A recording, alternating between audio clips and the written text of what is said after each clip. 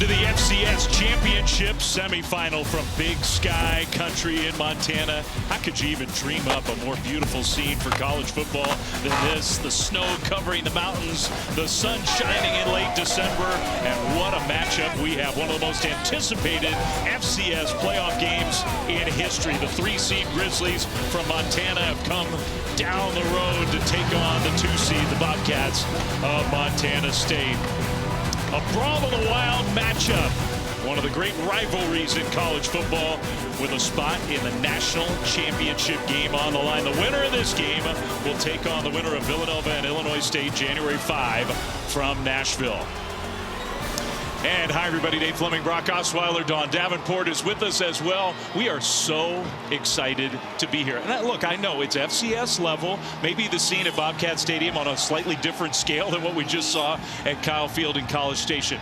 But you grew up here. You came to these games as a kid. There isn't a place in America that cares more about football than Montana. This rivalry goes back to the 1800s. They're about to play for the 125th time all time. They have never until today met in the playoffs, and there's a spot in the national championship game on the line.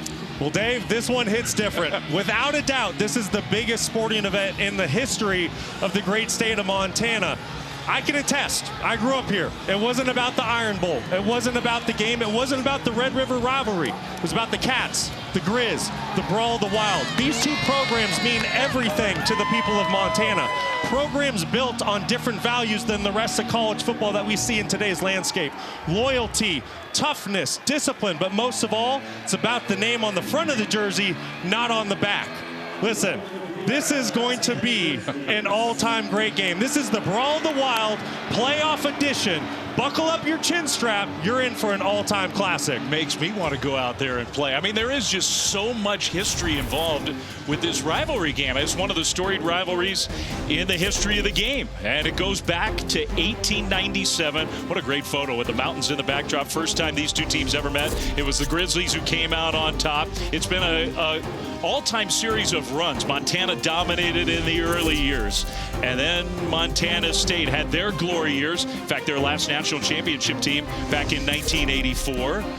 The streak. Everybody here in the state, when you say that, they know what you're talking about. Montana won 16 consecutive games from 86 to 2001.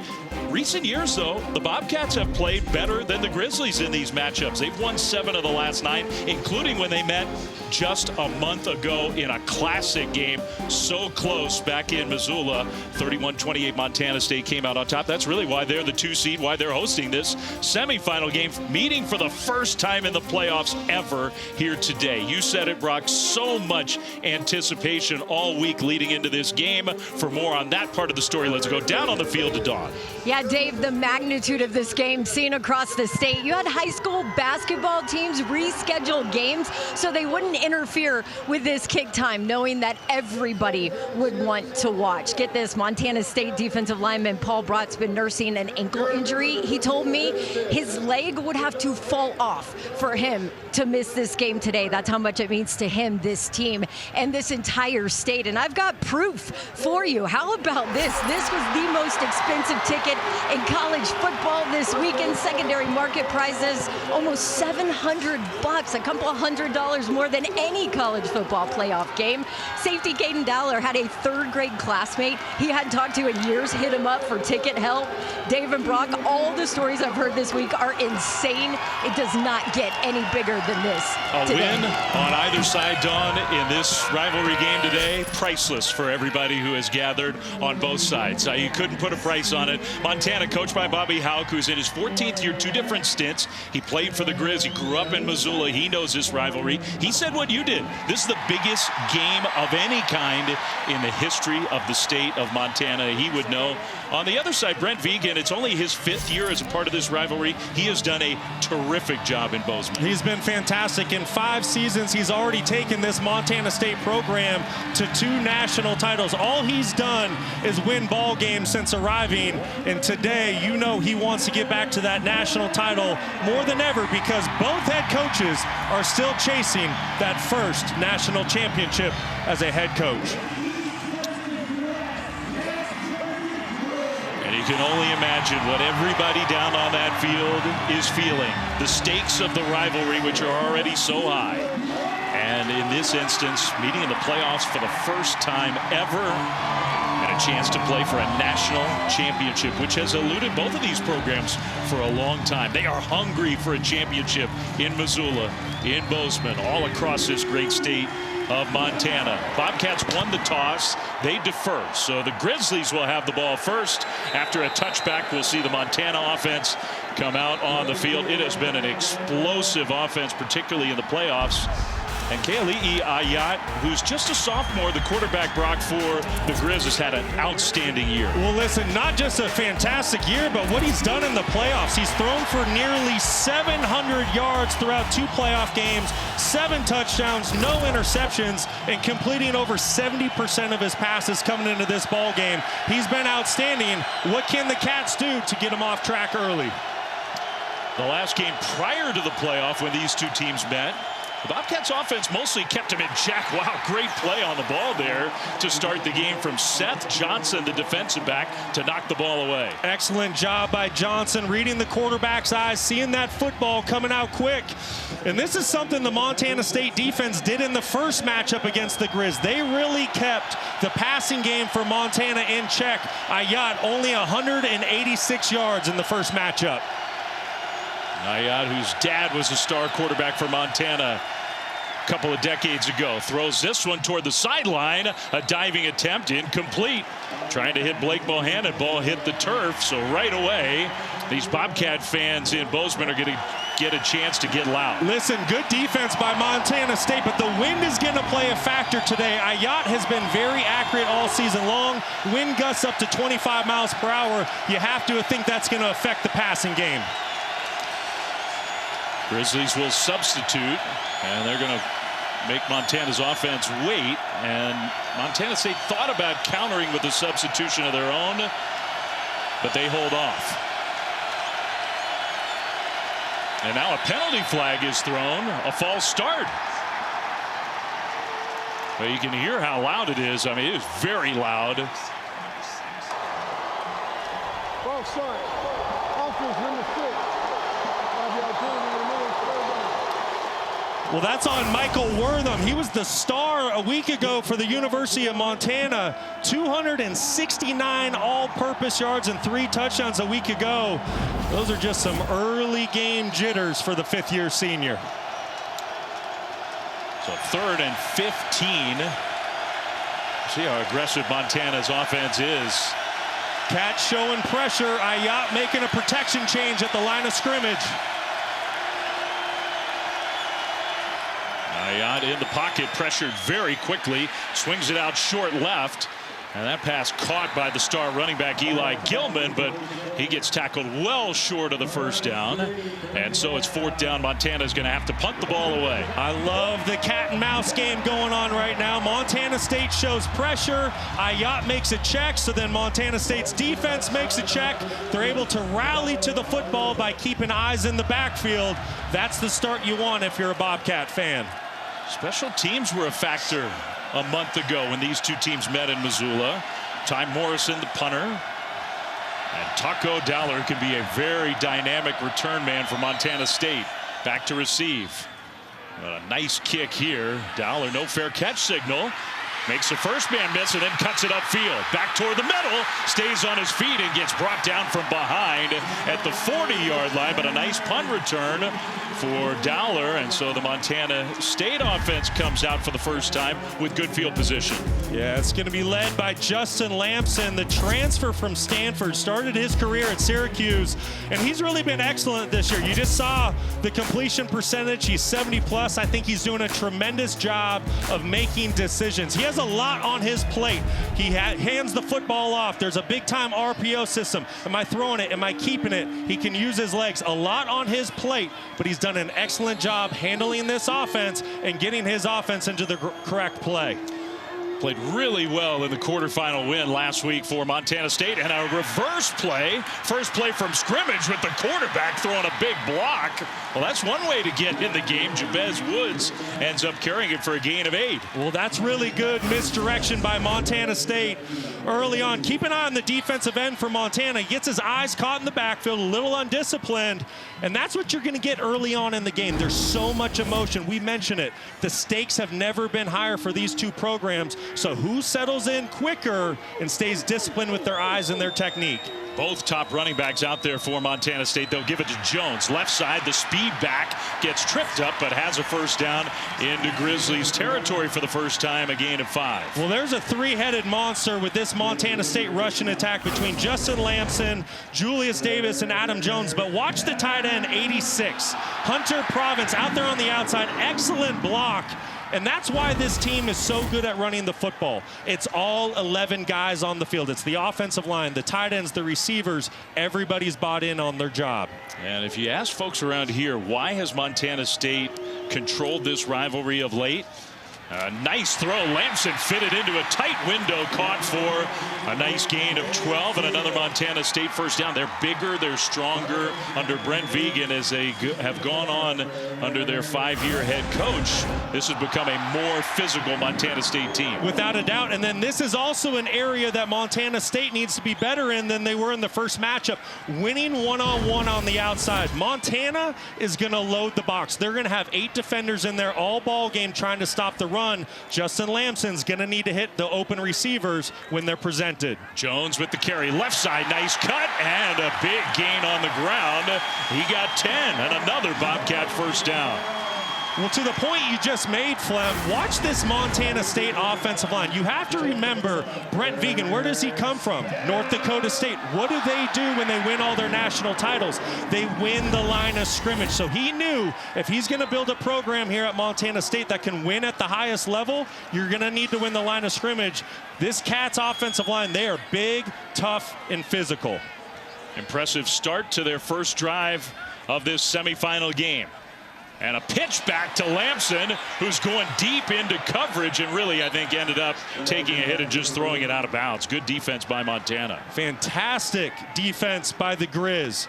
Excellent job. Montana State trying to do a little bit of trickery, going with a little flea flicker, but keep your eyes down the field. Look at the secondary. Look at that.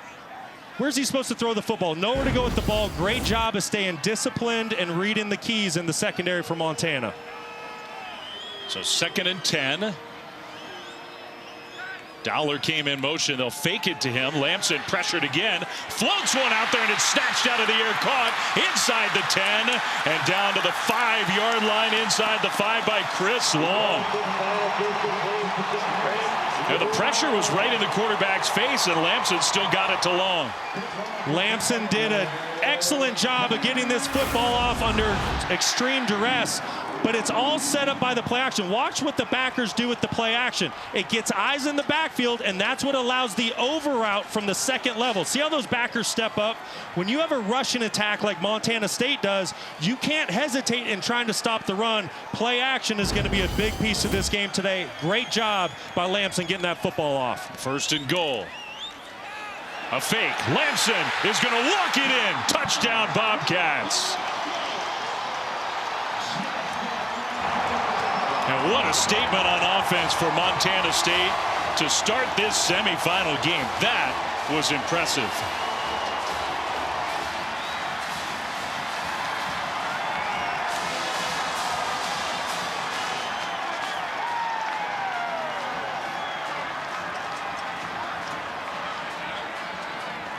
Lining up for the extra point. They had 4 different plays of 10 or more yards on that drive, including the one that set them up 1st and goal, and the quarterback run for Lamson to put the Bobcats ahead. Excellent drive for Montana State to get the first points on the board. Just a simple zone read scheme for Justin Lamson, and the Cats strike first.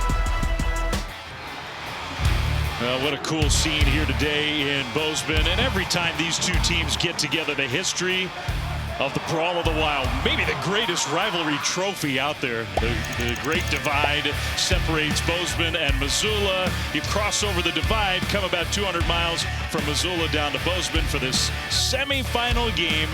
The first time these two teams have played in the playoffs ever. And a rivalry that goes back to 1897, one of the oldest in college football history, with higher stakes than ever here today. Montana State strikes first, a touchdown on their opening drive, so they'll kick it back to Montana. The Grizz offense will come back on the field. Let's look at that last touchdown, Brock. Yeah, I want to go back to it. It's a basic zone read scheme. This is a day one install for Montana State, and you're going to see the defensive end, how quickly he crashes. If you're going to do that, if you're Montana, you need a backer or a safety to loop over the top to play the quarterback. There's no one there for the Grizz. Everybody crashes down with the running back. This is just too easy for Montana State. The Grizz need to make adjustments right now on the sideline. And for the Bobcats, starting off with a stop on defense before their first drive. Defense back on the field. Ayat, the quarterback, is going to hand the ball off Gilman, who's a great running back. Penalty flag thrown, gets pushed backwards, maybe got a yard. We'll see if part of the face mask got grabbed or something like that. Offense Nope. number 81. 10-yard penalty remains, first down. Instead, that's a hold against the tight end Josh Gale. Definitely not the start Montana wants. Going backwards here on their second possession. Gale was play side. You're going to see him come from the right side of your screen. He's going to come in, deliver the block. And I think it's just the takedown of the defender. Easy call for the officials. Right now, all the momentum flowing towards the Cats. 1st and 20.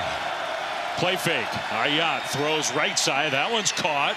And they get that penalty yardage back and actually add a couple yards to what the first play would have been. A 13-yard gain on 1st and long to Brooks Davis. That's a really good pickup by Ayat. You want to get back on track after a holding penalty like this.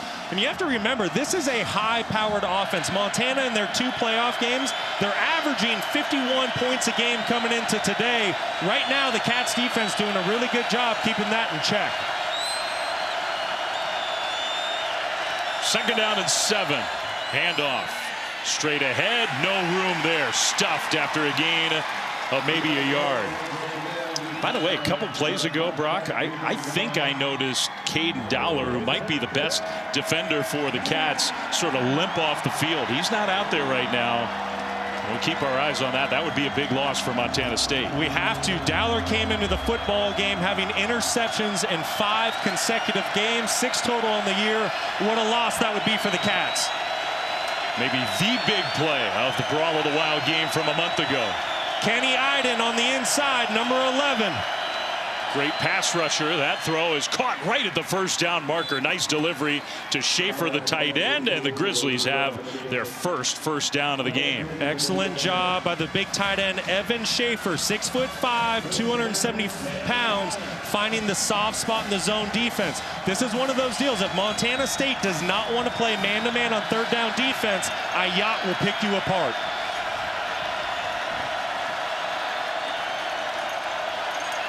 Michael Wortham, who's such a weapon on offense, came in motion there. Ayat goes down. Man, he had no time. Zach Cruz was on him.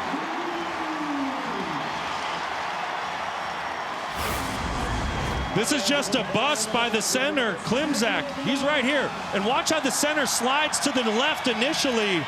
Some sort of miscommunication.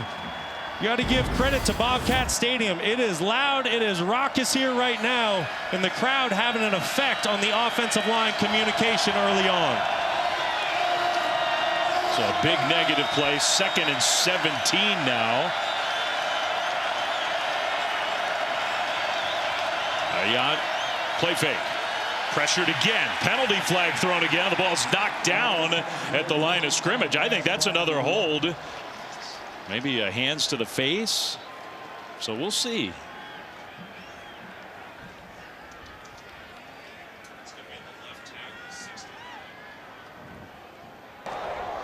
Personal foul. Face mask. Offense number 69. No penalty declined. Result of the play, 3rd down. Well, with the ball knocked down, that probably was a decision for Brent Vigen to make, because it would have been 2nd and forever. but it'll be 3rd and 17. This is Panful off the left tackle. All-American season, has done an excellent job on that left side all year long. Just gets beat inside with the speed move by Zach Cruz. I like the decision by Vegan to decline it and force the 3rd and 17. Would have been 2nd and 32 if they'd accepted the penalty. Little swing pass left side with a blocker out in front. Gilman with the catch, broke 1 tackle, but not a second. And that's why you decline the penalty. 3rd and very long. They come up short. And the special teams punt unit comes back on the field for Montana. Frustrating start if you're a Grizz fan, but I do like that play call by Brent Pease. You got to protect your quarterback early on in this environment. It's 3rd and 17. You don't want him to force anything down the field. Play the long game early on. Dollar again, looking to return one. Again, gets to the sideline. Well, that's 2 very good returns in this first quarter for Taco Dollar. With the Cats ahead of the Grizz, 7-0 first quarter of this huge rivalry game today. FCS semifinals in Bozeman. Well, the history of college football, you look at the rivalries that go back to ancient times. It almost feels like Harvard-Yale. They've met 141 times. First played in 1875, Army-Navy, and the pageantry continues to this day. And all these, really, 126 meetings for that one. The Iron Bowl, Alabama-Auburn, it's like a baby. They've only played 90 times, although they did start in 1893. Michigan-Ohio State, going back to the same year that this rivalry started, 1897. And then Cat-Grizz, or Grizz-Cat, depending on which side you're on. That's how you put the order in the rivalry name, 1897. Those same mountains, they've been here for a lot longer than the rivalry. How great were all those photos? Oh, I love it. I want some of those framed in my house. So good. There's no place more beautiful than this part of this country. Cats' second drive of the game, and Julius Davis with the carry on first down, gains 4. And early on, you just have to say that Montana State, they're handling the magnitude and the emotions of this football game so much better. You look at Montana, 2 drives, they've had penalties, it's been a little bit clunky. Montana State, they got the football the first time, went right down the field, and here they go again with that run game. The first meeting between these 2 teams this year was so evenly played. Numbers skewed a little towards the team that won, Montana State. So far, the numbers dominant for the Cats. Lamson keeps. Lamson lowers those shoulders and gets stopped a little short. I think about a half yard short of the first down. Listen, I want to show you something. Montana right now is doing everything to sell out, stop the run. Look at this box count. Everybody except 2 defenders for the Grizzlies are inside there trying to stop the run, and they've yet to have success doing it. So right now, Montana State able to run the football as well as have great throwing options. Jones carries. Jones breaks it out into the open. And a little spin move at the end of the run all the way down to the Grizzlies' 35-yard line. So on 3rd and short, he gets 11. Excellent job by the right side of the offensive line, especially the tight end, Lencioni. I want you to see the tight end on this play, what he does, how he washes down the Grizz players, opens up a gaping hole on that right side for Adam Jones, just completely controlling the line of scrimmage right now. Tight ends are big, linemen are big.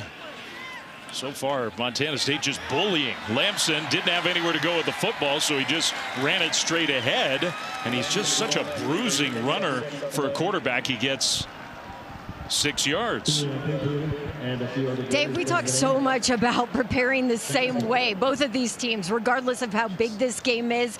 And many players said we've got to play with emotion, but don't be emotional. Well, for this Montana defense on the sideline, they were emotionless. And TJ Roush tried to get all his guys together to get a little energy into that defense. Yeah, they sure need some. On 2nd down and 4. Cats driving again. All runs on this drive. Jones lunges forward and gets only a yard. So it's a 5-play drive with all running plays. 3rd down and about 3 coming up. Boy, Montana is really baiting Justin Lamson to try to throw that football down the field. They're giving one-on-one opportunities outside. Don't be surprised if you get a play-action pass here. I wouldn't be shocked if this is 4-down territory for Montana State. Well, right now, nobody's even covering Taco Dollar. Finally, somebody gets over there. I mean, look at this. Look at this inside. Everybody from Montana's in the box. Everybody. Jones runs, and even with that, I mean, that's bully football. When the other team is loading up to stop the run, and they're not stopping the run, I don't know where you go next. Well, that's the school that Brent Vigen comes from. You got to remember, North Dakota State, Craig Bowl. What did they do when they won all of those national championships? They won the line of scrimmage with physicality, big, strong, smart offensive linemen, and that's what you see right here with Montana State. 4 minutes to go, first quarter. Cats on the move again. Lamson, play fake. Looking downfield. Now he'll take off. Runs into his own man. And still hard to bring down. Only got 2.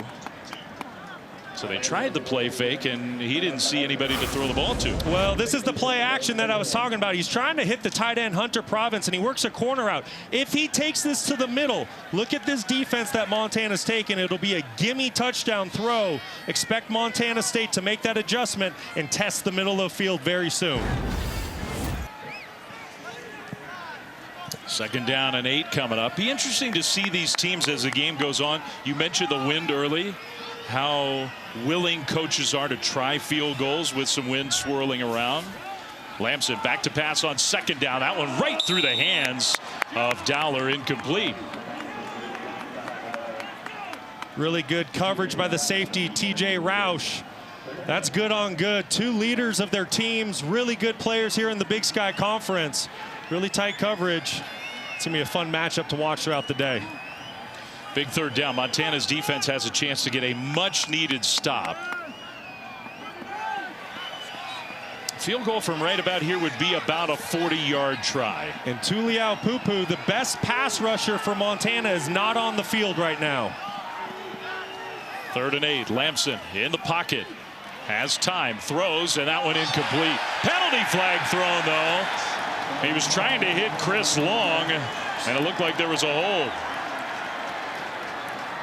Prince Ford was a guy in coverage.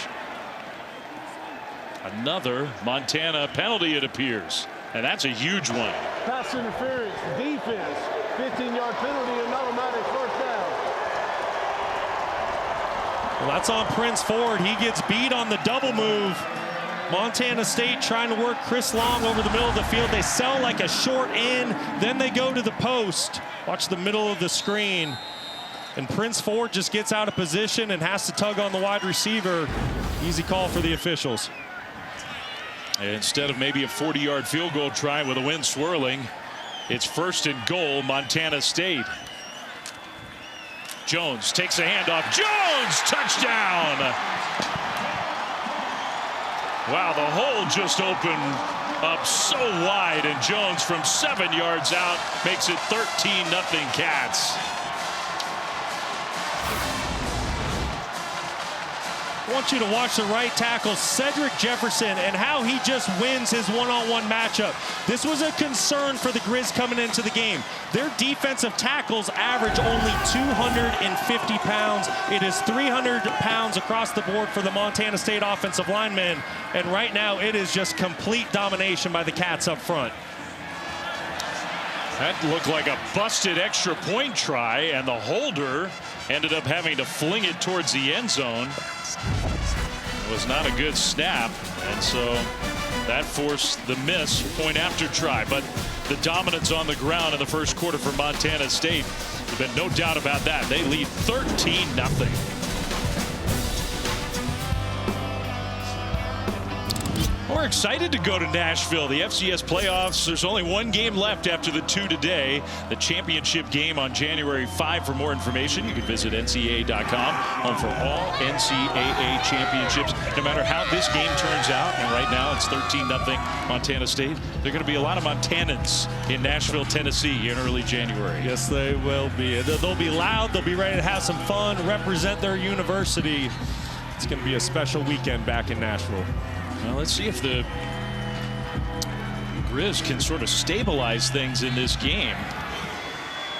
Kickoff is headed towards the back of the end zone, so a touchback with Montana's offense, which has been stifled in this first quarter, coming back on the field for the 3rd drive. Well, listen, I don't think there's going to be any panic for Brent Pease's offense here. They're one of the most, if not the most explosive offense in the entire country. It can be a quick strike offense. However, the wind is going to be a battle all day long, and at some point you got to break the momentum of the Cats. Right now, Montana State completely controlling the football game. Now you wonder if Eli Gilman, who's an All-American, All-Conference Offensive Player of the Year running back, needs to be a little more involved for the Grizz. Wortham, the guy comes in the backfield. They'll swing it over to him, coming off a monster game in the quarterfinals. Got tackled right away after catching that one and turning it upfield. Gain of 4. If you're a Grizz fan, you definitely want to see the football in Michael Wortham's hands. But then to your point, you got to get Eli Gilman going. If Montana State's going to continue to play with 2 safeties high defensively, they're trying to bait you to run the football. The opportunities are there. The Grizz need to establish the run game. 2 high safeties and still no Caden Dowler, their star safety, on the field for Montana State. So you had the safety Petrie showing down. Ayat changed the play after he saw the safety come down. Now they split to a 2-high look. Handed off Gilman, trying to find a hole, does, and he's got a first down. He's so tough to tackle. Had a big game when these 2 teams met a month ago. Speaking of Caden Dowler, let's get an update down on the field with Dawn. Yeah, Dave, he is still in the locker room with head athletic trainer Brian Cobalt right now, but I did hear it's a wrist injury. I can tell you it is not broken, so he is not ruled out of this game yet. I'll tell you what, Cats fans, they want to see him back on the field. He was the Big Sky Defensive Player of the Year. Shotgun snap, play fake to Gilman, throw it out right side, and that pass caught the turn upfield by the freshman Brooks Davis, and a nice gain on first down of 6. And another player down. Is that Davis? Yeah, holding that left ankle. That would be a big loss. He's had a great freshman year from Northern California. The first meeting between these 2 teams, he had 10 catches, 113 yards and a touchdown. He was the offensive star for the Grizz in that game. I was going to say, you don't want to see this if you're a Montana fan. Excellent freshman season. You see the ankle getting rolled up on. Never a good look for anybody, especially on field turf. Hopefully Davis is able to get back in the ball game, but boy, that did not look good. Well, they have a lot of playmakers, Montana does, but he's one of the top ones. Very talented young guy. It's obvious just watching his body language there. You can't see most of it, but he is in a lot of pain. Ooh, having a hard time putting any weight on that left ankle.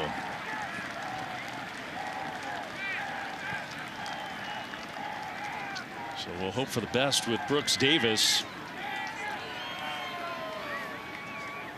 Well, there's Caden Dowler. He had the pads off.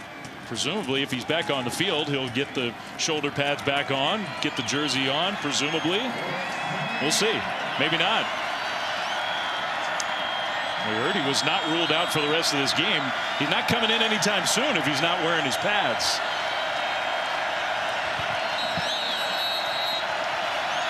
Second down and 4.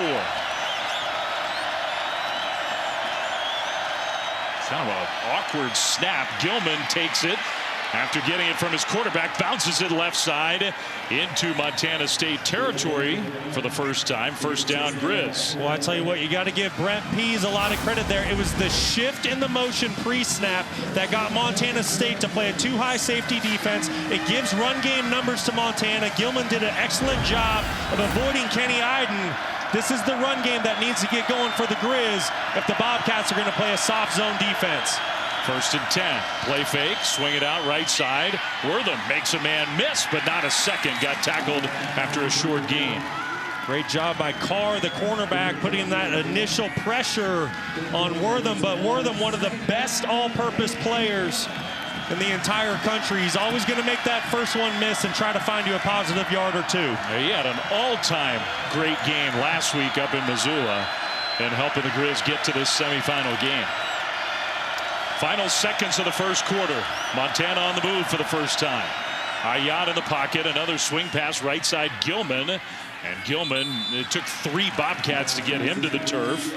Stopped just short of the 40-yard line where it's going to be third down. And that will probably be the final play of the first quarter. That was a really good job of Ayat staying patient. Montana State, they're not giving up the big play. Montana wanted to take a shot down the field.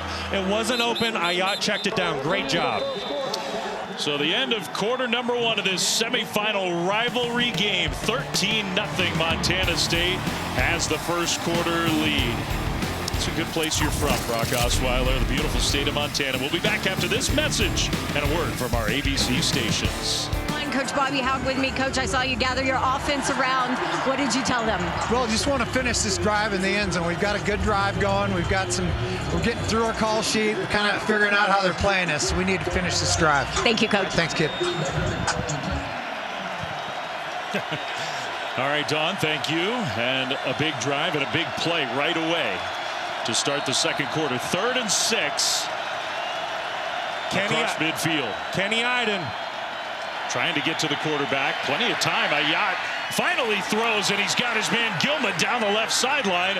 I say Gilman, that's Stevie Rocker, the second running back who was in on that play, and a gain of 18 on 3rd down. Excellent pass protection by the Montana offensive line to give time to Ayat. He works completely all the way through his progression, finds his check down in Rocker. Love the patience that this young quarterback displays. He's not pressing in a big-time moment in a hostile environment, just taking what the defense gives him. You know, it's interesting, still no Gilman on the field. Finoti is out there. Wortham is going to take the direct snap and hand it off on like a jet sweep style play to Hashim Jones, another young running back. Gilman kind of got tackled awkwardly towards the end of that first quarter. You wonder if he's not feeling 100% because he's not on the field. And this is going to be a big piece to the game right now. Who wins in the red zone? Montana coming into the game, one of the best red zone offenses in the entire country. But on the flip side, Montana State's one of the best defenses in the red zone in the country. So who wins this little game within the game? Rocker in the backfield. Remember, Montana's offense, 2 playoff games coming into today, 101 points in 2 games. Play fake, Ayat across the middle, and he's got his tight end caught inside the 10. And a low hit on Evan Schaefer, and he's hurting. Slow to get up from the turf. It's going to be 1st and goal, Grizz. This is a great job by Ayat. He wants to go down here to the boundary, but it's covered. So then he works backside to his tight end right down the middle. Once again, another great job by the sophomore quarterback, taking what the defense gives him. He's not forcing anything. That is a great layered throw over a backer in front of a safety. And the Grizz get beat up in this game. Schaefer, that was awkward. His leg sort of planted, his knee almost kind of buckled. Petrie, who's playing for Caden Dowler at that safety spot, was the guy who got the hit on. Evan Schaefer's already had a couple big plays in this game for Montana. You know what? I've been really impressed with Ayat early on in this football game. It hasn't been easy, but he's hanging in there. Indeed. All right, we'll take a break, come back right after this. Gosh, it was hard to watch Evan Schaefer trying to put any weight on that left leg. Really couldn't do it. The tight end headed for the locker room. So now it's 1st and goal. This is a play where that leg just sort of got jammed. Yikes. He's a good player. Hope for the best for him. 1st and goal, Montana. Gilman back on the field. That's good news for the Grizz. I'll hand it to Eli Gilman straight ahead and falls forward even without a whole lot of running room inside the 5 down to about the 4. And I think if you're a Grizz fan, you want to see a heavy dose of Eli Gilman here in the second quarter. Just his 5th rush on the game. But in that first matchup, averaged nearly 9 yards per carry. Quickly to the line and not running the ball. Ayat to the end zone, almost intercepted. Wow, that went right through Petrie's hands, it looked like. Intended for the tight end, Josh Gale. I think the Grizz got away with one there. They got away with one, and that was also a missed opportunity for Ayat. If he pulls his tight end to the pylon and leads him, he has a chance to throw a touchdown pass. But now on 3rd and goal, and Ayat rolling right has to throw the ball away. How about that? So they get inside the 5, throw the ball 2 straight times. That's kind of been a theme here. Some talking between Taylor and Ayat, and it looks like the field goal team's coming out. I really like this play call. The only thing I don't like is the fact that it's to the boundary. When you run this play call to the boundary, it condenses the space for the offense, and you can see there's just nowhere to go with the football for Ayat. So now the first field goal try of this game. Field goal kicking hasn't been perfect for the Grizz this year. Joe Silver has sort of taken this job over. Good snap and hold, and that kick is up, and it's good. So the Grizz get on the board. I think for Bobby Houck, that was probably important. 12:52 to go. First half of this rivalry game. 13-3 Cats. That disdain and that dislike for them is just born in you. It's small communities where there's people on both sides that are going to argue it probably every day of the year. It's within families that there's people on both sides. I don't even like going to Missoula, spending much time there. My fiance lives there, so I have to go there a lot more than I wish I did. This is not what you would call a friendly rivalry. This is a spirited rivalry between these two teams. Montana State, the winner of this game, will play the winner of tonight's second semifinal game in the FCS, which will air on ESPN2, 7:30 Eastern. Villanova and Illinois State. Illinois State, the team that took down North Dakota State, the huge upset in this tournament so far. Dave Fleming, Brock Osweiler, Don Davenport here in Bozeman. Beautiful Saturday. Cats lead the Grizz 13-3. That was an important drive, though, for Montana. It was a very important. I don't want to quite call it a gotta have it. Still plenty of time. And if you watch Bama, Oklahoma last night, you know, Bama was down 17-0 and came back. But for the Grizz, just to get a little bit of momentum, get a little bit of confidence here on the road, getting those 3 points was really important. You got Woods, the return man, standing near the goal line, but it's the up man who takes a low kickoff, actually very nicely so, and gets it across the 30. That was a pretty nifty little special teams play, with Montana State's offense coming back on the field. 2 drives and 2 touchdowns so far for the Cats offense. Their offense has looked almost unstoppable. Ayat has gotten hot on the other side for the Grizz. Yeah, but he's really been kept in check. Montana State not allowing any deep throws down the field. What I'm really curious about is Montana State offensively. They've rushed the football 12 times, only thrown it 4. But like I said, they've completely controlled and dominated the line of scrimmage. It's really been bully ball here in the first half for the Cats. What can the Grizz and defensive coordinator Roger Cooper do to get the Cats off schedule? A handoff, first play of this drive, and there goes Davis.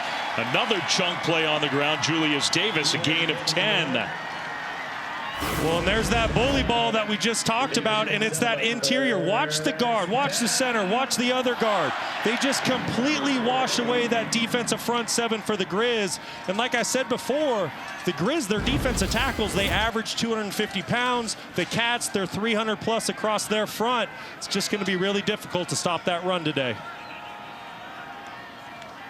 They're going to hand it off to Taco Dowler, who came into the backfield on first down across the 45 to about the 46. Almost opposite numbers for Montana's offense. They've been throwing the ball in this first half. They have, which surprises me a little bit. I understand you have a very good, talented young quarterback, but the defense that Montana State is presenting says, hey, we're not going to give it up a deep play. We're baiting you to run the football to stay patient. But Ayat's done a good job going 10 of 15 and just getting some first downs and staying efficient. Tight end in motion. Adam Jones in the backfield. He'll take the carry, bounce it right, all the way down the sideline. Adam Jones with the speed to take it to the end zone. Touchdown. 54 yards.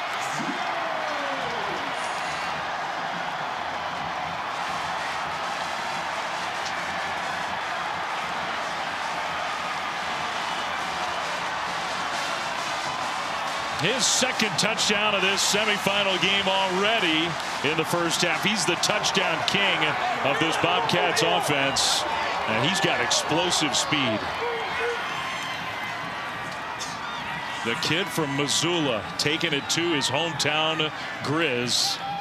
Montana has not trailed by this many points all season until now. Extra point up and good. Listen, you got to give credit to the Cats, but the Grizz just poor discipline with their gap integrity. Eyes inside, eyes inside, eyes inside. And then when you get pecked, the defensive end to loop inside, there's no one outside for containment. This is too easy for Adam Jones. He sucks the defense inside.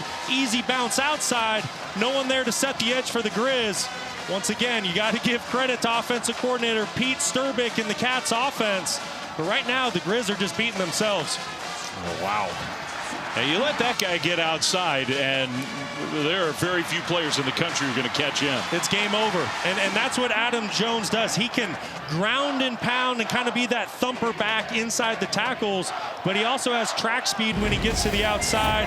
He has great hands. He is a true three-down running back for the Cats. Another excellent season building off of a freshman All-American campaign a season ago. Yeah, we heard those sound bites coming back from the last break about the rivalry in the state and the ties. I mean, he grew up in Missoula, in the shadows of the stadium, and came here to Bozeman. Kickoff goes through the return men in the end zone. Ball's just kind of sitting there.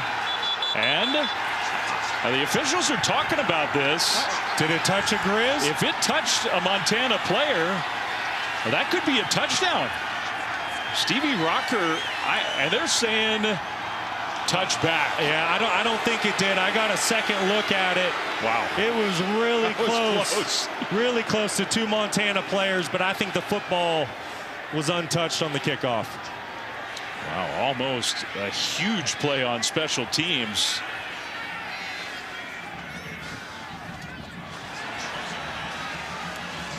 Brent Vigen talking to one of those officials. A SoCon crew, Southern Conference crew here in Bozeman today. Let's see. Keep an eye. It's really, really close, but like I said,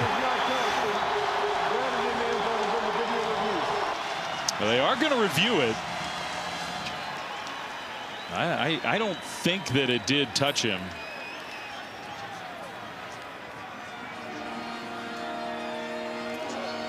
We have Jerry McGinn with us here today as our rules expert. There's some nuance to this play about the rules on a kickoff, touch, no touch. Jerry, you want to just kind of talk us through what the rules are with this kind of play? Sure, Dave. So replay can look at this to see if the receivers touched the ball. If they touched it, then they do have to go into the end zone and recover it. But the ruling on the field is no touch, so that means replay is going to have indisputable video evidence that it did. I'll tell you, it's extremely close, but the angles, the shots that we're getting, it doesn't look like it touches foot. But it's very, very suspect. The officials got together, they talked about it, and I think they did a very nice job with the process, and replay is going to look at this, but I think they're going to uphold the call in the field. After video review, the ruling on the field is upheld. The ball was not touched and grounded in the end zone. Touchback, first down. All right, thank you, Jerry. That's exactly what happened. So they upheld the call on the field, and the Grizz will have the ball on offense. Yeah, and that was a really nice explanation by Jerry there. Without clear and obvious video evidence, just so difficult to turn over, but I really think the officials got that one right. So much noise inside Bobcat Stadium here for this huge game.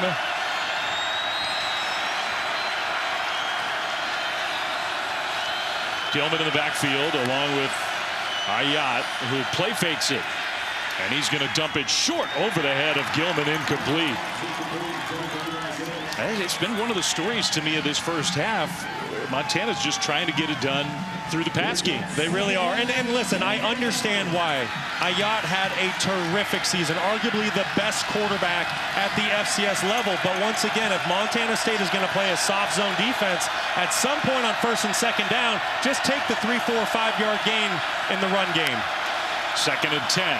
Handed to Gilman this time, and a nice move to get to the right side. Uses a block down the sideline and outside the 45 to the 47-yard line. And that's what I'm talking about. If Montana State, if they're going to keep those safeties deep and soft, give the football to Eli Gilman. This guy is fantastic. He was the Big Sky Offensive Player of the Year. He is fantastic with the football in his hands. He can run between the tackles. You just saw it. He can make you miss on the perimeter. I think the Grizz fans want to see a heavy dose of Gilman this drive. Actually 22 yards on that carry across the 45, and penalty flags thrown. I think that was like a snap infraction. It's going to be false start. Entire offensive line moved, but no ball snapped. False start.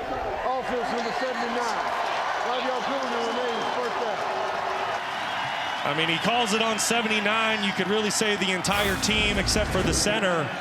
You'll see on the replay, everyone moves, center doesn't snap the football, and I think you just need to give credit to Bobcat Stadium. It's loud here, and they're making it really difficult on the Grizz offense. And some of the snaps have been a little iffy, too, on top of that. 1st and 15. Man in motion. Another kind of weird looking snap, but Gilman doesn't mind. That patience waiting for the hole to open across midfield all the way to the Cats 48, gain of 10. Well, and that's what the Grizz need to do. If those two safeties are going to stay deep for Montana State, you have a numbers advantage in the box to run the football. Brent Pease is doing a great job making adjustments, starting to get that football on the ground here.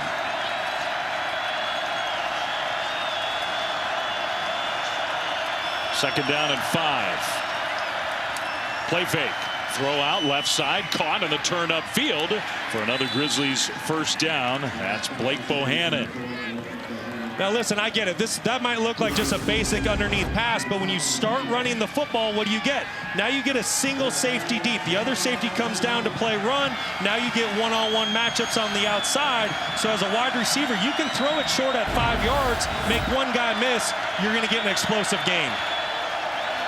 Malai Finoti behind Ayat in the backfield. Play fake. Pressure comes from the edge. They dump it to Finoti, who breaks a tackle in the open. Powerful run to get right near that first down mark. He gets 10 plus and another Grizzlies first down. Well, I want to give the corner for Montana State, Carson Williams, credit. Montana's trying to work a double move over here. Cornered, he doesn't take the bait. That's what forces Ayat to check it down. So really good job by the Montana State defense, but also by Ayat just taking what the Cats are giving him and getting completion after completion. Under 10 minutes to go first half. Nice drive here for Montana. Finoti in the backfield again. On first down. And they'll pitch it to Wortham, and the defense was right there. Kenny Iden, who's been a huge part of this program, is sort of Mr. Playoff on the Bobcats defense. Well, Kenny Iden, the All-American, he's not confused for a second. Montana trying to sell the run this way, bring it back across the field. Kenny Iden does a great job staying disciplined, reading his keys, and there to make a play for a loss. He's always been a good player. There's something about the FCS playoffs where he just turns into a monster. An absolute monster with his hair on fire. So a loss of 3. It's 2nd and 13. Ayat all alone in the backfield.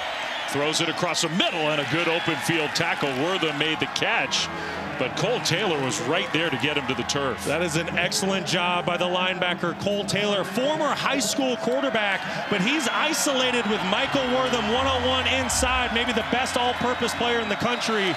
Does a great job keeping the gain at minimum. A former high school quarterback who never made a single tackle in high school. He's learned how to tackle, I guess. Ayat cannot afford to take a sack here. You are in field goal range.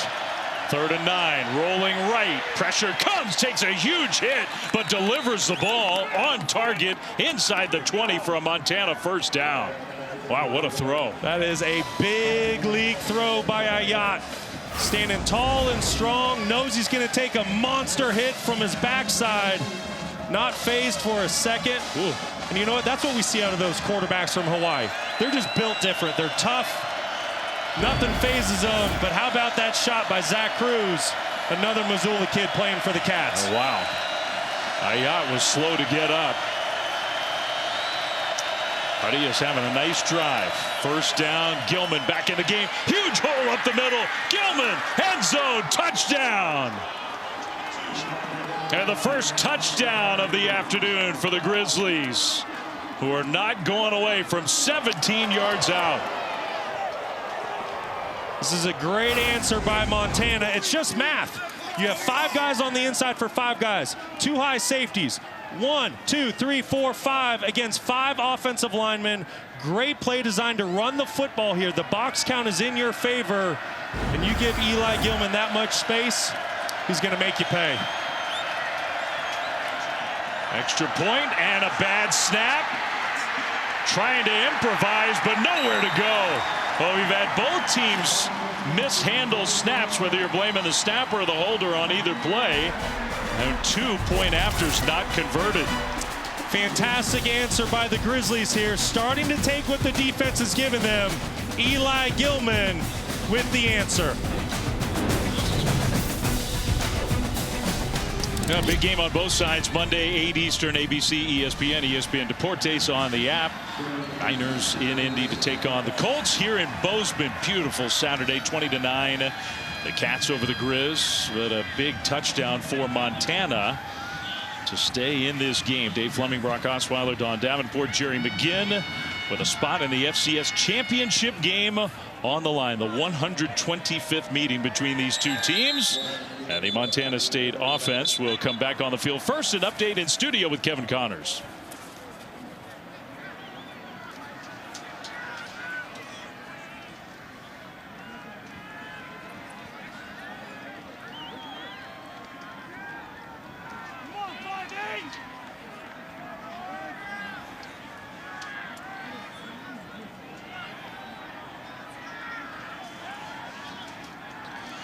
Okay, Kevin. So that would be terrible news if Chambliss were out for Ole Miss. But post Lane Kiffin, good start for them. We'll keep you posted on that game. 1st and 10, Montana State. Handoff, right side run, keeping it on the ground, being very stubborn with Julius Davis, gain of 4. I am so impressed with this Montana State offensive line right now. On that last play, you had 9 Grizz defenders inside the box. They're saying to the quarterback, Justin Lamson, we dare you to throw it deep.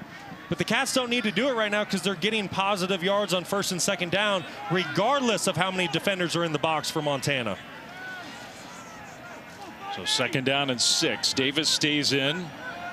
Shuffles over to the left side. They'll give it to Davis again.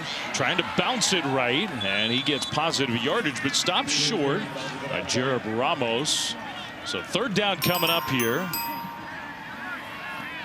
This is that down and distance. It's that 3rd and short to medium that you really need to be aware of Justin Lamson tucking and running the football. He is one of the most dangerous dual threat quarterbacks at the FCS level. If you were the Grizzlies, you cannot just rush and go get the quarterback. You got to rush to his level, and then you got to start squeezing the pocket and try to cage him in. It feels like Montana has settled down in this game a little bit. This big opportunity for their defense. On 3rd and 3, Lamson looking to throw. He's going to throw the slant, and it's caught. Even with a lot of contact there, the catch for a 1st down. Chris Long with the catch. Excellent throw, even better catch. I mean, there is no window to throw this football into. Justin Lamson puts it where only Chris Long can make a play on the ball. Excellent concentration by Long to bring that in for a 1st down. And not a totally clean catch, but I think watching that replay, he did secure it. So 1st down, Montana State. Jones carry left side. Little stutter step move, and then gets wrestled down at the 40 after gaining 4. Boy, that stutter step, that is just deadly, making Caleb Olewski look silly out there, 45 on the edge. And this is something that Montana, they're going to need to make an adjustment. We've seen this a couple times with Adam Jones. If you don't set the edge defensively, he's going to bounce the football out to the perimeter. He's going to make you pay. Already over 100 yards. He only carried it 9 times for Montana State when these two teams met a month ago. He's got 8 rushes in this first half, 101 yards.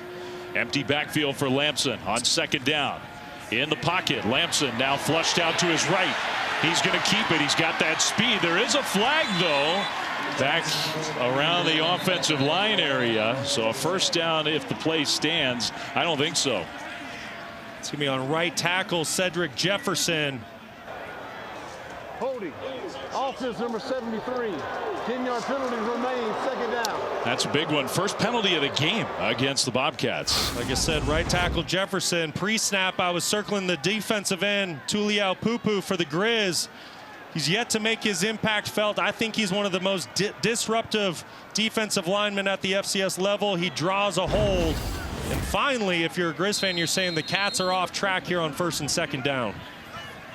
It feels like for the first time all game. All game. I mean, it's been complete domination by Montana State up until this point. 2nd and 15. Adam Jones with Lamson in the backfield. Dowler went in motion. Now the throw. That one caught by Dowler across the middle. In some traffic, another good throw from Justin Lamson. He get the penalty yardage back out to the 40 to set up third down. Man, I love watching Taco Dowler play football. He's so savvy. The way he runs his routes, he's just a technician. Great job of getting friendly underneath the coverage for Justin Lamson to make this third and manageable. He and his twin brother so happy to be playing together at the same time, and now Caleb out of this game with an injury. Taco with a big play, third down coming up. Lamson across the middle, pass complete, and the ball comes out. That's a fumble on the turf still, and Montana recovers. So a pass catch, but the Grizz come up with the turnover. Roush was the guy who finally fell on the ball, one of the leaders in that secondary. That's the first turnover of this game. Let's go! And the momentum is starting to swing. Middle linebacker 32 Peyton Wing, who came over, transfer from Portland State, does a great job coming up on Jabez Woods, getting a hand right on that football, punching it out, and that's the momentum swing Montana's been looking for all game long. Yeah, I don't think there's much doubt that he had that ball and made that football move, and then it came out. And remember, in the first matchup, one turnover was the difference in the outcome of the football game 3 weeks ago. We'll see how this turnover plays out. Gilman straight ahead, another big hole right up the middle, and Gilman stopped maybe a yard short of a first down. The clock under 4 minutes to go, first half.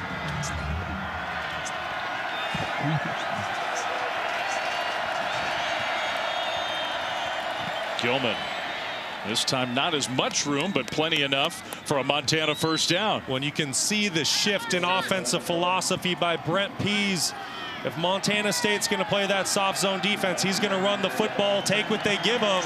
And this is a critical drive for the Grizzlies. Montana State gets the football to start the third quarter. If you're a Grizz fan, you want to come away with points here. Wortham now going to play quarterback, takes a direct snap, trying to wait for a hole, then bursts to the outside, gets shoved out of bounds after a fairly short gain on first down inside the 25, though. Isn't Wortham just fun to watch with the football in his hands? The patience he displayed on that last play. He's trying to suck the defense into the middle. Once they commit, bounces outside. First year in Missoula was an historic one for Wortham. Handoff, straight ahead run, and Finoti was stuffed. I like that Montana's keeping the football on the ground. Brent Pease, he wants to kill the clock. He doesn't want to give Montana State time to score if the Grizz are able to come away with points. That'll take it down to the 2-minute timeout. The game has changed as this one has gone on. The turnover has set up the Grizz in scoring position once again. Trying to get even closer, down 20-9, nearing the halftime mark. All right, Kevin, thank you. We'll look forward to that. Lots to talk about on a great day of college football at both levels. Gilman behind Ayat. Play fake on third down and short. The throw to Gilman out into the open. Breaks it to the left side. Turns the corner. Inside the 10 and down inside the 5. First and goal, Grizzlies. Excellent job by Ayat. I circled Wortham pre-snap because that's where he's trying to go with the football. It's not open. He stays patient, hits his running back on the check down. This is what this quarterback has done all day long, just taking what the defense gives him. And now with that clock rolling, to your point before the timeout, Montana wants the clock to keep running. Montana State has all their timeouts, and they're not using one of them here. Gilman in the backfield, takes a handoff, tried to turn left and met, stopped right at about the 4. And it's interesting that Brent Vigen and Montana State seem content to let that clock roll. It was a great job by the safety Coulter Petrie to just shoot through the offensive line, get Gilman off his track. Gilman's had an excellent second quarter here after having a slow start in the first. He had 1 carry for 1 yard on their first 2 drives. He's got 85 yards on the ground now in the half. Second and goal. He's not on the field. They'll fake it and pitch it forward, and Montana State was ready. Rocker took the pitch. Petrie, the safety, taking Cade Dowler's place, made the tackle. Excellent job by the big defensive tackle. Alec Eckert, 97, just being a stout anchor in the middle, ready for the shuffle pass. And then you said it, Flem Petrie right there as well. And the clock continues to run. So Montana State not interested in getting the ball back. They're interested in stopping the Grizz.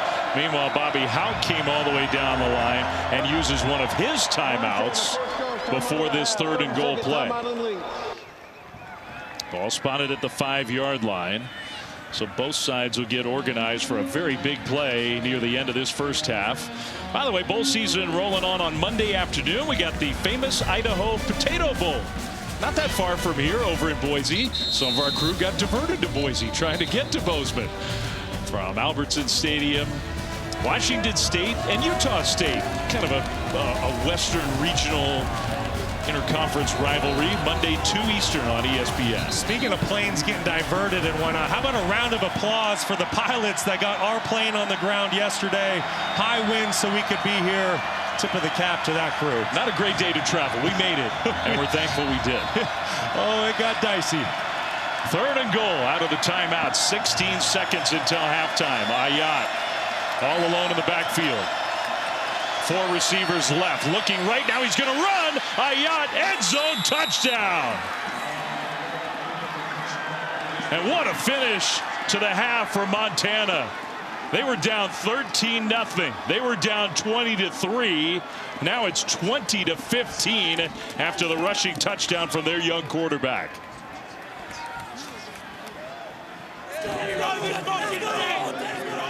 Eight-play drive after coming up with the turnover that was a huge play. Silver lining up for the point after. Better snap and hold, and this kick is up and good. Okay, great play design by Brent Pease, but watch what Ayat does to Petrie, the safety. Here's Petrie. Watch what Ayat does with his eyes. When he sells pass with his eyes, that gets Petrie to bounce outside to play pass. It clears a wide open lane for Ayat to walk in. Great play design by Pease. Excellent execution by this Montana offense. And here we go. We have a ball game going into the second half. Just what we expected. These two teams, they know each other so well. Too well for a blowout to happen, we figured. For a while, it felt like it was going to be a blowout. All Cats for much of this first half. You got to give the Grizz some credit for the way they've hung in this game. They did have a new holder on that point after. Flowers, Luke Flowers, one of the backup quarterbacks, got the ball down, so they converted that one. 12 seconds on the clock. They're going to kick it off here. You figure Montana State getting the ball to start the second half is just going to take a knee. Yeah, that's what I would expect. But what a first half. I mean, Montana State came out, completely controlled the game from the line of scrimmage. Oh, now that is not good execution on special teams by Montana. You kick it straight out of bounds. Now with 12 seconds, that could change. Free kick out of bounds. The ball will be placed on the 35-yard line. First down. I think it completely changes your thought process if you're Brent Vegan. And you can see them on the sideline right now. They're having a little extra conversation over there. Do you try to get one shot down the field and get into field goal range, or at least a place where you can try a Hail Mary before half? Yeah, I mean, you have all 3 of your timeouts. You can use the middle of the field. I think, I mean, they probably need 30 yards or so, but I think you take a chance here. We'll see. I do too. And listen, if you take a shot down the field and it's intercepted, it's basically a punt. So 12 seconds on the clock. Lampson being pressured. You got to protect the ball.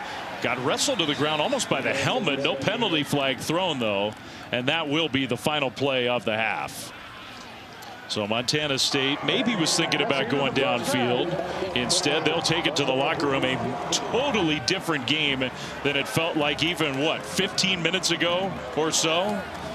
And Cat Grizz living up to the billing. First meeting ever in the playoffs from these two ancient rivals. And it's 20-16 at halftime. Montana State has the lead.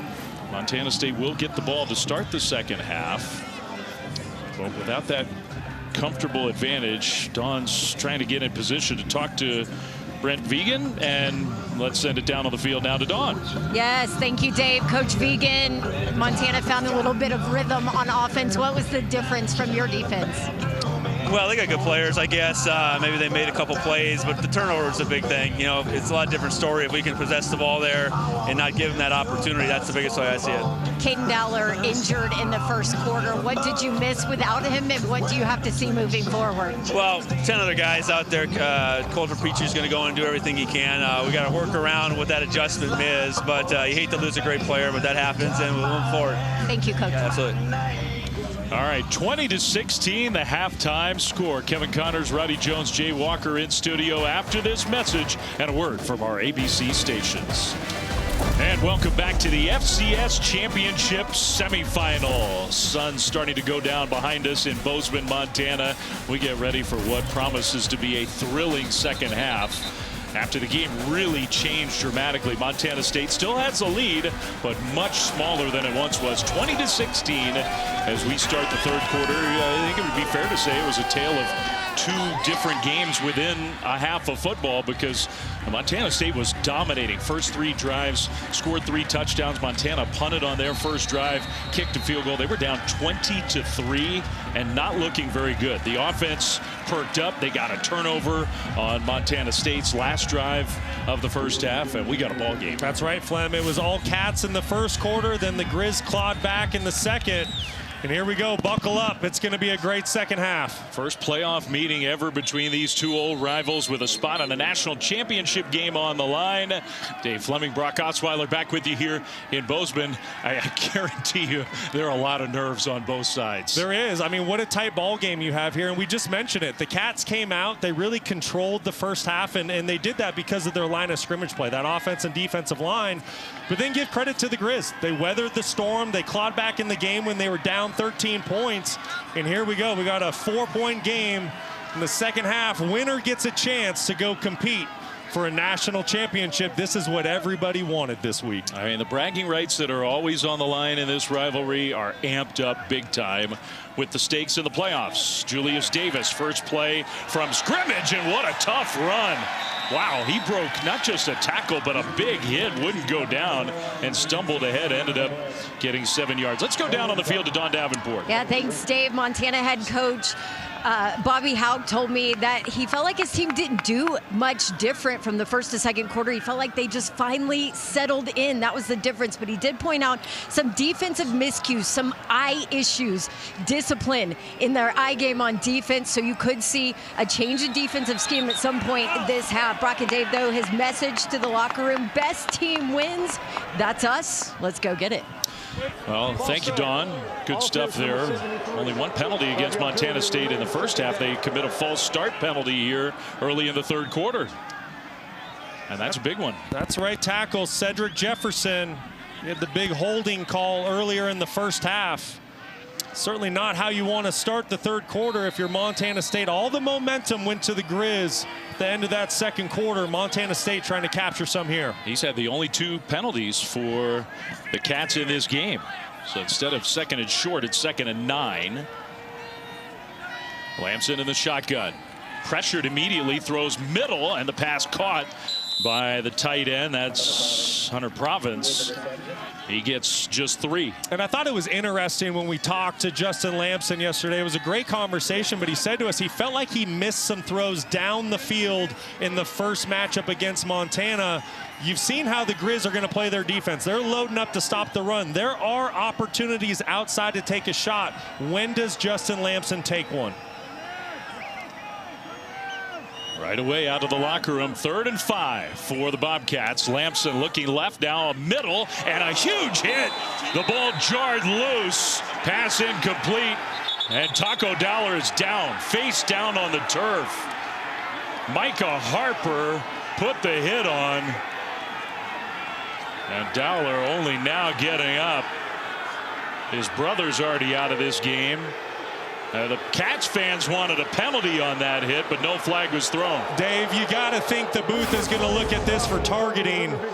Just a monster hit by the safety, Micah Harper. Number 2 right there. The transfer from BYU comes up. Ooh. I mean, that's got to be targeting, don't you think? That is clear as day, targeting. Taco Dowler's defenseless. Oh. You have every indicator you need. This is going to be a first down, Montana State, once this gets sorted out. Yeah, they are reviewing it. And you hope Taco Dowler's okay. I mean, that was a direct hit to the helmet. You know, and I don't think Micah Harper was trying to do anything dirty or malicious. It looked like he was trying to get in front and kind of hit Taco from the side. I'm going to show you in real-time speed.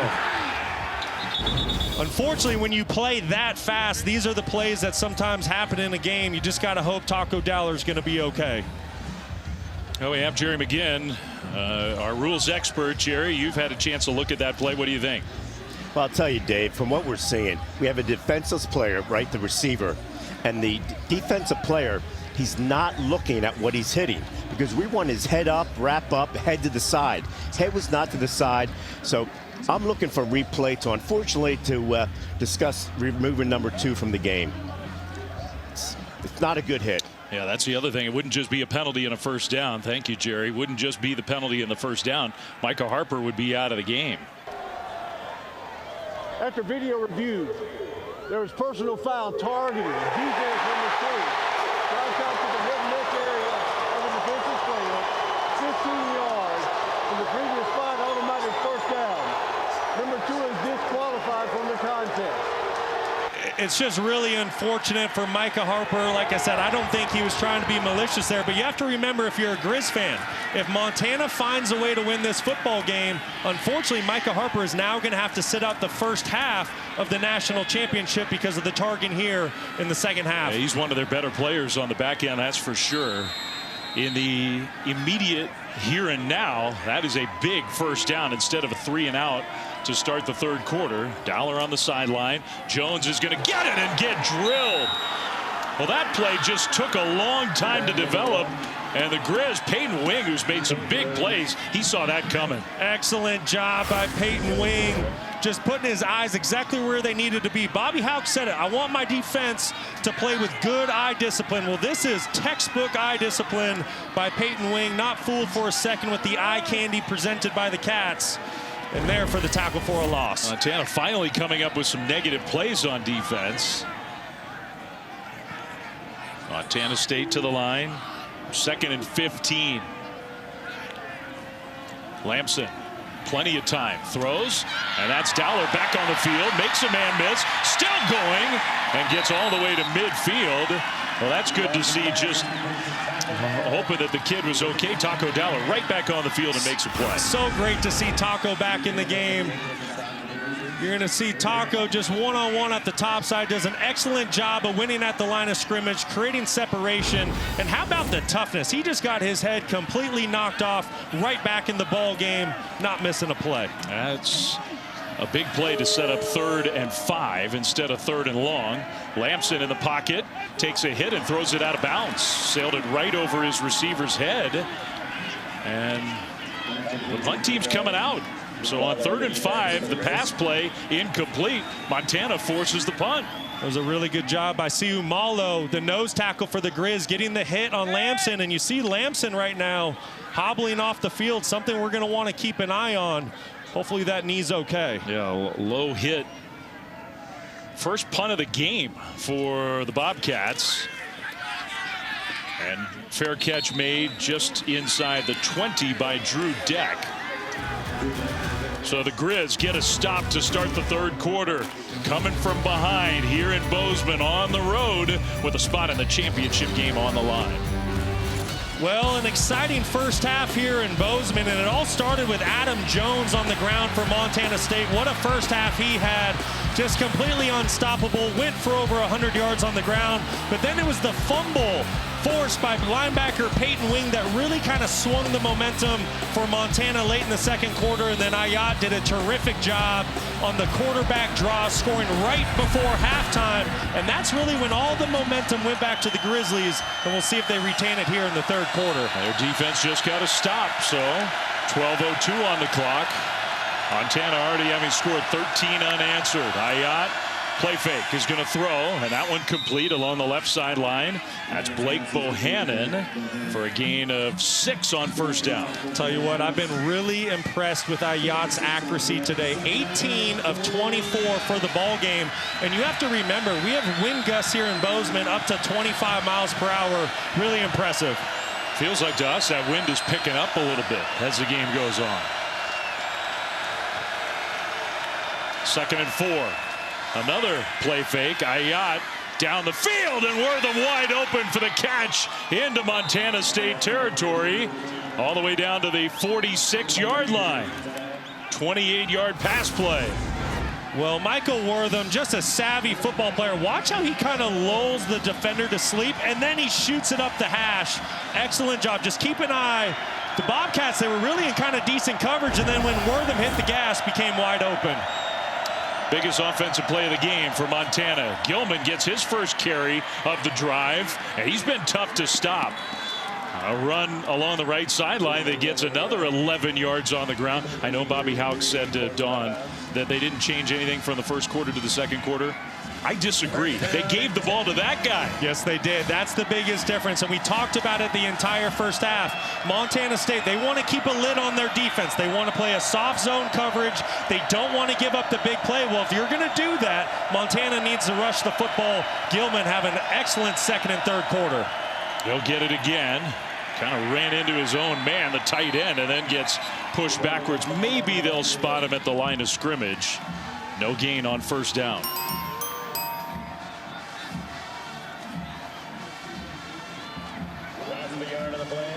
It's really remarkable how the Grizz looking like they might get blown out in this game. They were down 20-3. Nothing was going right. They have settled in. 2nd down and 10. Ayat throws a little slant to Wortham, gets a block, and now he's out into the open right sideline. Cuts it back in. Tackled inside the 5. Another big play for Michael Wortham. 35 yards, 1st and goal, Montana. Excellent play call, and then an even better job by the big offensive lineman. It's the center and right guard, Matten. Keep an eye on them. 72-76.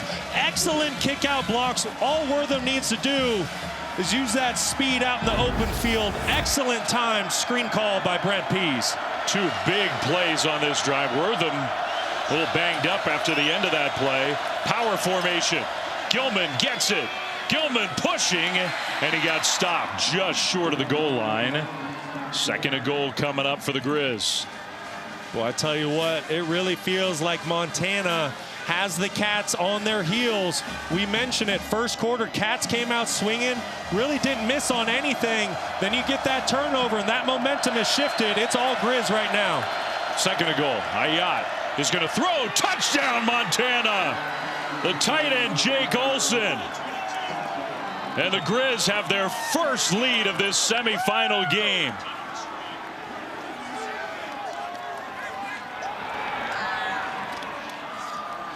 Well, this play is designed to go to Eli Gilman. You're going to see Gilman here, and the tight end's just trying to create a run, but watch how these defenders jump over the top, and that's what puts the tight end in a position where he's wide open. This is a gimme throw. You get miscommunication by Montana State, and Ayat makes them pay. Extra point is up and good. 20 unanswered points for the Montana Grizzlies in this game. They've got their first lead of this FCS semifinal, 23-20. Still a long way to go. There are 204 miles of interstate between Missoula and Bozeman. And to the fans of the Montana Grizzlies and Montana State Bobcats, anger is the point in a rivalry that so perfectly divides the state while also so perfectly defining it.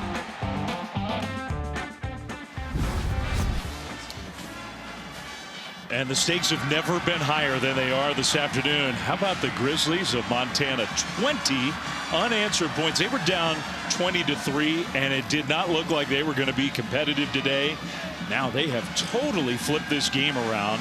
8:47 to go, third quarter, leading 23-20. I'm really impressed with the Montana Grizzlies in this environment today at Bobcat Stadium. You're hearing it at home. It's been deafening since the get-go. To weather that storm down 20-3, and now all of a sudden you're leading by 3 points, that's not easy to do in an environment like this. We're going to see what answer the Cats have here, because right now the momentum is all Grizz. Big time. Since the first quarter, everything's lopsided in favor of the Grizz. Another touchback, so the Montana State offense comes back on the field at the 25-yard line. Remember, Justin Lamson kind of hobbled off the field at the end of the last drive. Well, it looks like he's going to go back out there again, but that's worth monitoring. If he's not moving 100%, that takes away a big weapon. It certainly does, and it also changes the game plan for Montana State. Justin Lamson is a big piece to the run game for the Cats, rushing for over 600 yards on the season, over 8 touchdowns. Let's keep an eye on that lower body. Julius Davis, the tailback alongside Lamson, in the backfield, 1st and 10. And they will hand it off to Davis. Cuts it right, breaks a tackle. But pretty well defended, gain of 3. Let's go down to Dawn. Yeah, guys, you guys are talking about Lamson. He did not visit with the trainer. He looked like he had 0 issues with his lower body, but he was frustrated while he was watching their last possession on the iPad. And remember, this week he told us when he met with his leadership coach that he wants to fix how he leads on the sideline today, and you saw it just now, the focus on his face, paced the sideline, told his offensive playmakers, we got to respond here. He kept it there, sort of the give or keep option, and he got tackled right away. So 3rd down coming up. I think that was Aluski who got him to the turf.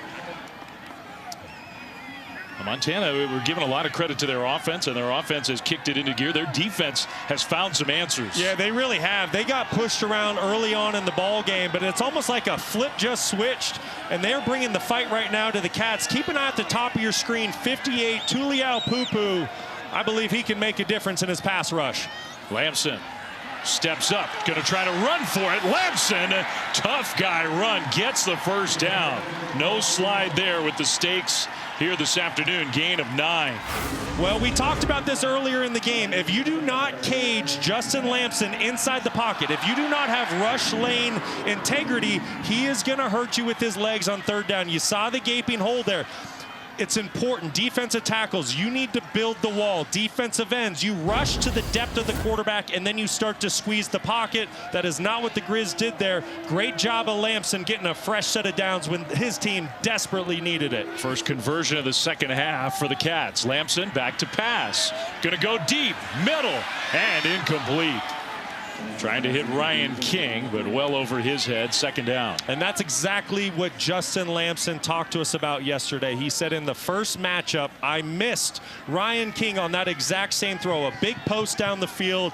He's a guy we want to get involved. He's got great size, 6'4", 215 pounds, played power football at Georgia Tech in Eastern Carolina.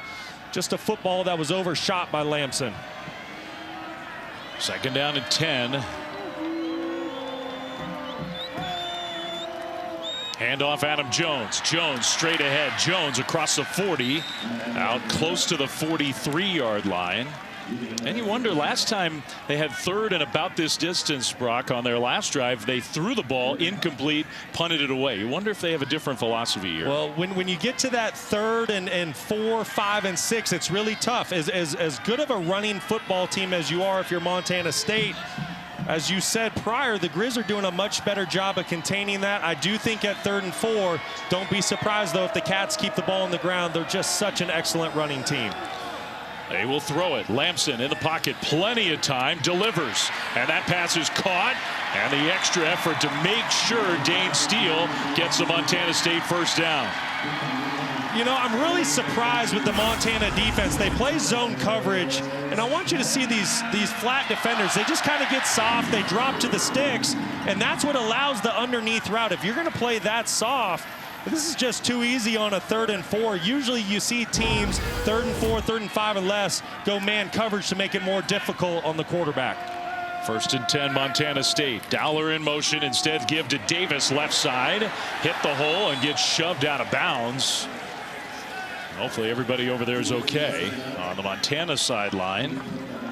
Boy, how about that stiff arm by Julius Davis? Unbelievable.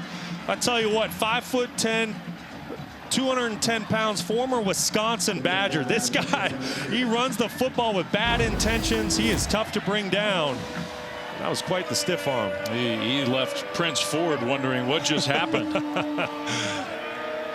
Got close to 5 on that first down run into Montana territory. Handed off again, Davis. Left side, and just the momentum falling forward. Looked like he'd been stopped for a gain of 1. Instead, he gets 4. Flem, that's unbelievable. I mean, there was nowhere to go with the football. The Grizz built a wall right at the line of scrimmage, but that just shows the power and strength that Davis plays with, able to get positive yards. 3rd and 1. He'll stay on the field. Under 5 minutes to go, third quarter. 3-point lead for the road team. Handoff Davis straight ahead, and that power again hit behind the line of scrimmage, but he gets enough for a first down. You know, I was anticipating the Cats to potentially go hard play action and take a shot there, try to catch the Grizz by surprise, because as good as you're running the football, you have to feel confident if you miss the pass, you'll pick up a first down on 4th down, but nevertheless, great job getting a fresh set of downs. So Davis comes out of the game. Adam Jones back in. Ball inside the Montana 40, 1st and 10. Justin Lamson, the quarterback, play fake, throws it to Taco Dowler, gets a block, turns it upfield, and a penalty flag is down. Maybe Lamson got hit after he threw the ball, close to a first down on the play. We'll see what the penalty is.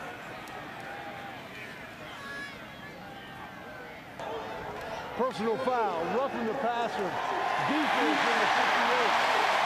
15 yards away from the end, running automatic first down. Well, that's Solomon Tuliaupupu. I've mentioned his name multiple times tonight. I think he's an excellent pass rusher, 58. You got to think this is just frustration. He's yet to be able to affect the passer today. That's just a hit that you might say, hey, you know, that's a little soft, whatever. He had time to pull up. That's a good call by the officials and just unnecessary by Tuliaupupu. So the first down plus the extra 15. And they're still moving that ball inside the 20, inside the 15-yard line, close to the 14 for the Bobcats.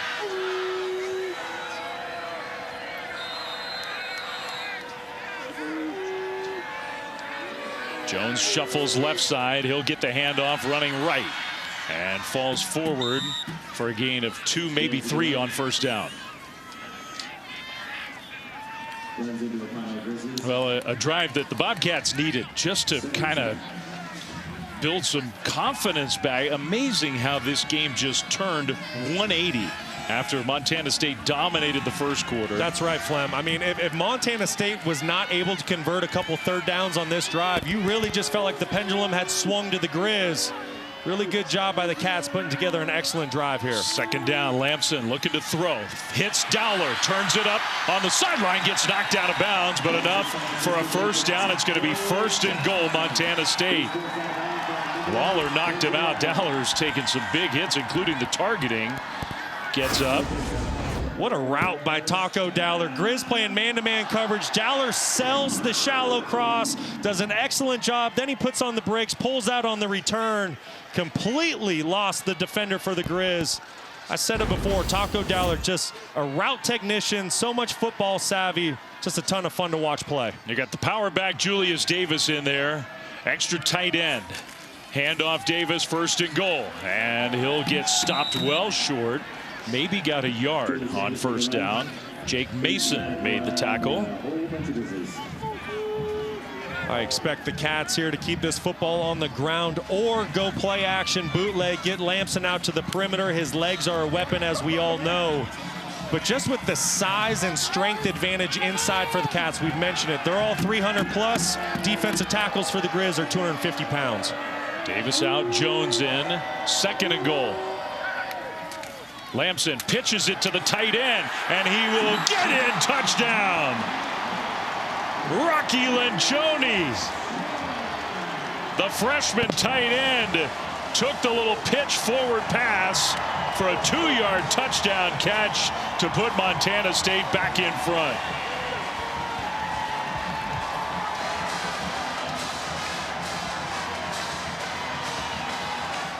What a drive. 14 plays. And you see how emotional Justin Lamson is. Maybe that's a little bit of what Dawn was talking about. Extra point. High snap. Good hold. Kick. Up and good. Well, you don't see a tight end getting a speed sweep every day, but Lencioni, excellent athlete, and an even better block by the right tackle, Cedric Jefferson. We got a ball game in Montana. Stick with us.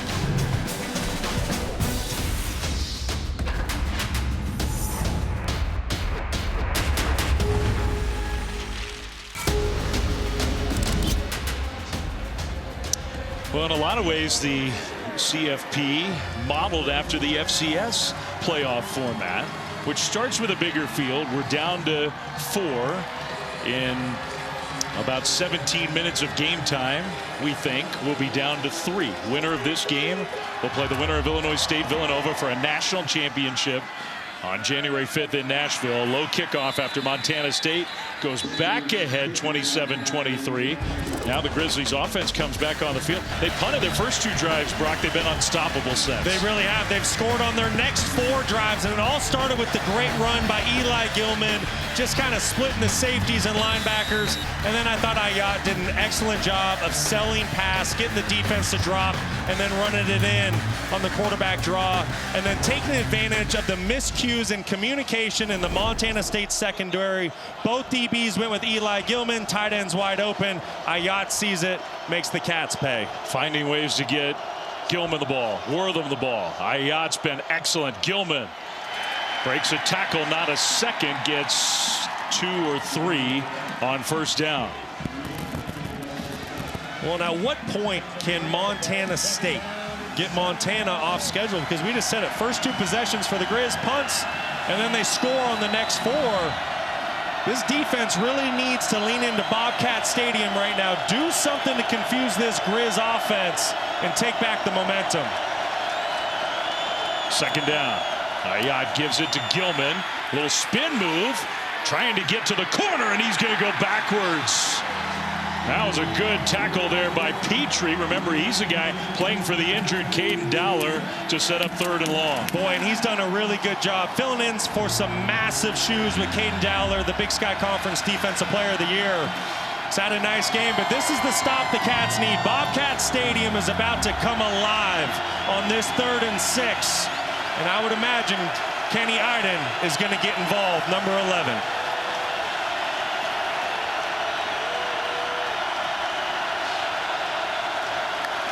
Ayat looking middle, zings it in there, incomplete. Penalty flag thrown. Intended for Dak. Carson Williams had the coverage, and that's going to give the Grizzlies a first down.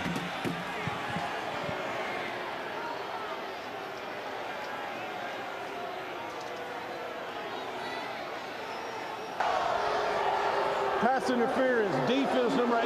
Bobby placed it in front of the foul. Automatic first down. I know the fans don't like it, and that was the stop that Montana State needed, but I think it's a really good call by the officials. You're going to see Carson Williams covering Deck, and you can see the hands just draped all over the wide receiver. Good job by Drew Deck. Selling it a bit, but easy call for the officials.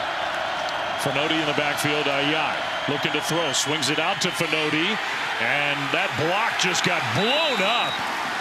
Is that Williams who just got penalized to beat the block? I couldn't tell. That was 6. Bryant Meredith, excellent job coming up, like you said, Flem, just blowing it up, being physical. Great job using his hands. And that's what this 4th quarter, as we approach it with 30 seconds, that's what it's going to come down to. Physicality and who wants it more. Montana's going to need at least one more play. Wortham in the backfield. He's going to take the direct snap here, and he'll keep it. Bouncing it, pointing ahead, trying to get a block. Gets shoved out of bounds. That was well defended. He got 2, maybe 3 yards out to the 40. Clock just stops for a second, and now the final seconds of the quarter will tick down. What else would you want? a rivalry game. All the history of these two. Never played in the playoffs. We have 15 minutes to go. A spot in the national championship game on the line. And we've got a 4-point ball game. Cats over the Grizz. We'll be back after this message and a word from our ABC stations. What's my definition of success? Listening to what your heart says. Being brave enough to dream big. It's believing in yourself when no one else does. It's amazing. Championship in women's volleyball on the line tomorrow. A spot in the championship game at the FCS level in football on the line. Here we start the fourth quarter. 3rd and 9. 15 minutes to go in Bozeman. Montana down 4 with the ball, facing 3rd down. Ayad, who's played so well, back to pass. He throws middle and almost intercepted, incomplete. The first stop in a long time for the Bobcats defense. And that's going to force a punt by the Grizzlies to start the fourth quarter. Well, really good stop by Montana State, but check this out. You're going to get a corner here, and then you're going to try to run the post to the inside.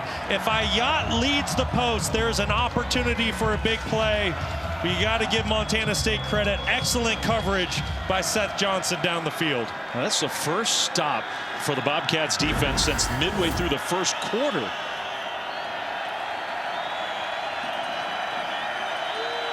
Punt team out there. Ty Morrison for the Grizzlies. Kind of a low punt. Taco Dowler, no fair catch. Going to turn right side. Penalty flags thrown, and now he slips and goes down. So you usually assume those are against the return team. And that's going to change the field position game for Montana State.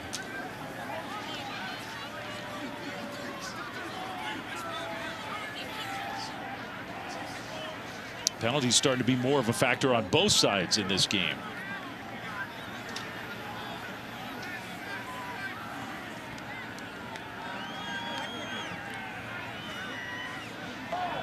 During the kick, holding. Return team number 3. Half the distance to the goal, 1st down. Listen, when you get into big-time moments and big-time games, and this is exactly what this is, a chance to go play for a national title is on the line. You gotta stick to your fundamentals. You gotta stick to your technique. We've seen some of those penalties start to pop up. I mean, that's a 20-yard field position difference. Instead of starting at the 30, they're back at their own 10. So that's a big penalty. Fundamentals and execution will win the fourth quarter.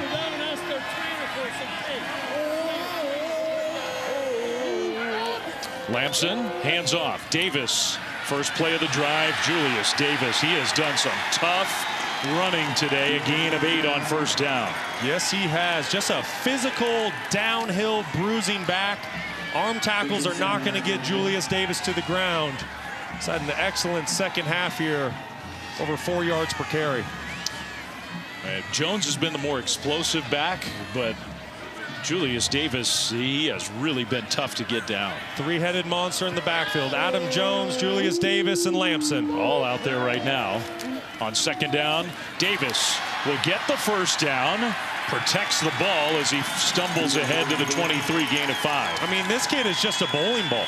It's impossible to get him down. I mean, you see it. It takes 2-3 hits. Delivering stiff arms, just constantly falling forward, getting positive yards for the Cats. And he's had eventful playoffs. He had the scene at the end of the game against Yale where he and his head coach were kind of getting into one another. He had the taunting penalty that wiped a touchdown off the board in the quarterfinal game. He is just playing tough here today. No safeties deep for Montana, baiting Montana State to throw the ball down the field. Jones, and he just barely got brought down by Lawler. Montana player down on the field. The other thing about playing without the safeties is with Adam Jones' speed, if he gets away from a first tackler, he's got a chance to go all the way. Grizzlies player down on the turf. We'll get you up to date on that when we come back to Bozeman. The winner of this game here, we're in the fourth quarter, close game in semifinal number 1 in the FCS. Illinois State and number 12 Villanova, 7:30 Eastern over on ESPN2. Fourth time Villanova's been in the semifinals. Last time they appeared in a championship game back in 2009. Now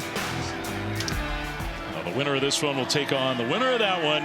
January 5 in Nashville, Jared Ramos starting nose tackle. Hobbles off the field. Lamson on second down is going to get sacked. Jake Mason wrestles him down. A loss of 7 on the play. Excellent job by Mason to get to the quarterback. Lamson finally had the throw down the field that he wanted to get to. He just didn't have time to as the pocket collapsed, got pushed down in his lap. You see 84 popping wide open down the field, Dane Steele. Just no time to deliver that football. Excellent job by Jake Mason. So now it's 3rd and 15. Deep in their own territory. Let's see how aggressive the Bobcats want to be. Now they move. That's going to make the situation even more dire. Ball start. Offense number 55. 5-yard penalty remains 3rd down. Center JT Reed. Be JT Reed right in the middle of your screen.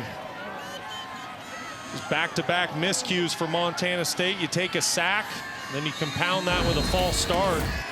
Not the direction you want to be going if you're a Montana State fan. 5th Cats penalty. 12:30 to go and rolling. 4th quarter, 4-point game. Lamson back to throw, steps up. Looking downfield, throws deep, middle, caught by Dowler, and the defenders go down. Taco Dowler cuts it back middle. He's going to go all the way. Touchdown.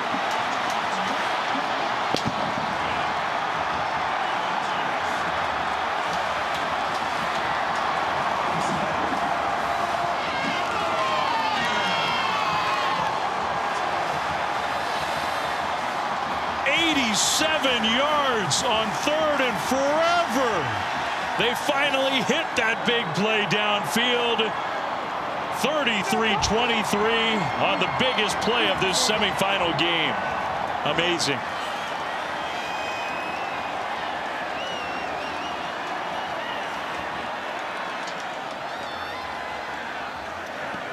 Extra point is up and good. That has a chance to be a moment that is remembered forever in Bozeman. What a play by Lamson and Dowler, but what have I said all game? You can't let Lamson outside the pocket. It's where he's most dangerous. And boy, did he make the Grizz pay.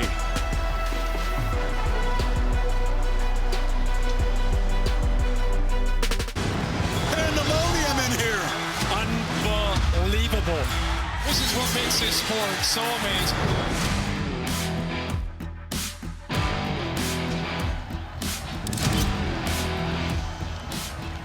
Well, I can't wait to see Dante Moore with all his receivers getting healthy again. That Oregon team could be real dangerous. Oh, yes, they can. Dante Moore, but it's also the rushing attack. It's the defense by Oregon. Autzen Stadium's going to be absolute madhouse this evening. Kind of just like Bobcat Stadium is right now. What a play. I mean, look, we'll see how this game plays out. There's a long way to go. Montana's already come from behind in this one very impressively. But we might have just witnessed one of the biggest plays in the history of Montana State football. Kickoff into the end zone for a touchback. Let's take another look at it. That's right, Fleming. It couldn't have happened to a better kid. This is a big league play by Taco Dowler. He's right here. He's just working a basic over route. But when he notices quarterback scramble drill, he peels back to the middle of the field. He gets friendly for his quarterback. This is such a heads-up play by Taco. It's an excellent throw by Justin Lamson. And once again, if you're the Grizz, if you don't keep Lamson inside the pocket, he's going to burn you. And look, I know it must be killing Caden Dowler to not be out there, but the twin brothers who have done everything together basically from the moment they were born. Imagine that feeling, having your brother greet you when you come off the field after that play. So special. So now, where's the answer for Montana? Ayad will get sacked. Wow, that was just a blow-up right from the start. There is a penalty flag thrown. Taden Gray ended up getting to the quarterback for a loss of 11. I mean, Ayat even turned the wrong direction for the play fake. Holding. Offense number 76. A penalty to time when close to the play will be second down. Well, this is a pressure by the Cats, and it's kind of disastrous for the Grizz just across the board. This is where the holding takes place on Eckert, but Gilman has to go pick up the pressure. Ayat goes to fake to the correct side. Back does a good job trying to pick up the pressure, but inside the right guard, Matten just gets beat by Eckert. Hand off Gilman, and they get some of that lost yardage back. Maybe just get a little breathing room with the even louder end of this stadium down there. It's 3rd and long. Listen, and I get it. If you're Kali'i Ayat right now, you feel like your world is collapsing on top of you. But whatever you do with the football here, don't be afraid to punt it away. There is plenty of time on the clock. You have all 3 timeouts. Do not force an errant pass down the field if it is not there. Ayat, plenty of time, throws short right, Gilman juggles and drops it. A rare drop for Eli Gilman, and now it's 4th down, and they will have to punt the ball back. What a stop for the Montana State Bobcats. Now wait a minute, there is a penalty flag way deep in the secondary, and I mean way back away from the play. Montana might have just gotten a reprieve. Okay. Montana State. So just a warning. They throw the flag for the sideline warning. That means it'll still be 4th down. Like I was saying, what a stop for the Cats. 3 and out. Bobcats Stadium. Everybody is standing. They can start to sense what might be coming of this football game. Important for Montana to stay composed right now. Morrison with Dowler back there. Taco's had a couple good returns in this game. Feeling frisky. Breaks a tackle. Right sideline. And out to the 40. What a player Taco Dowler is.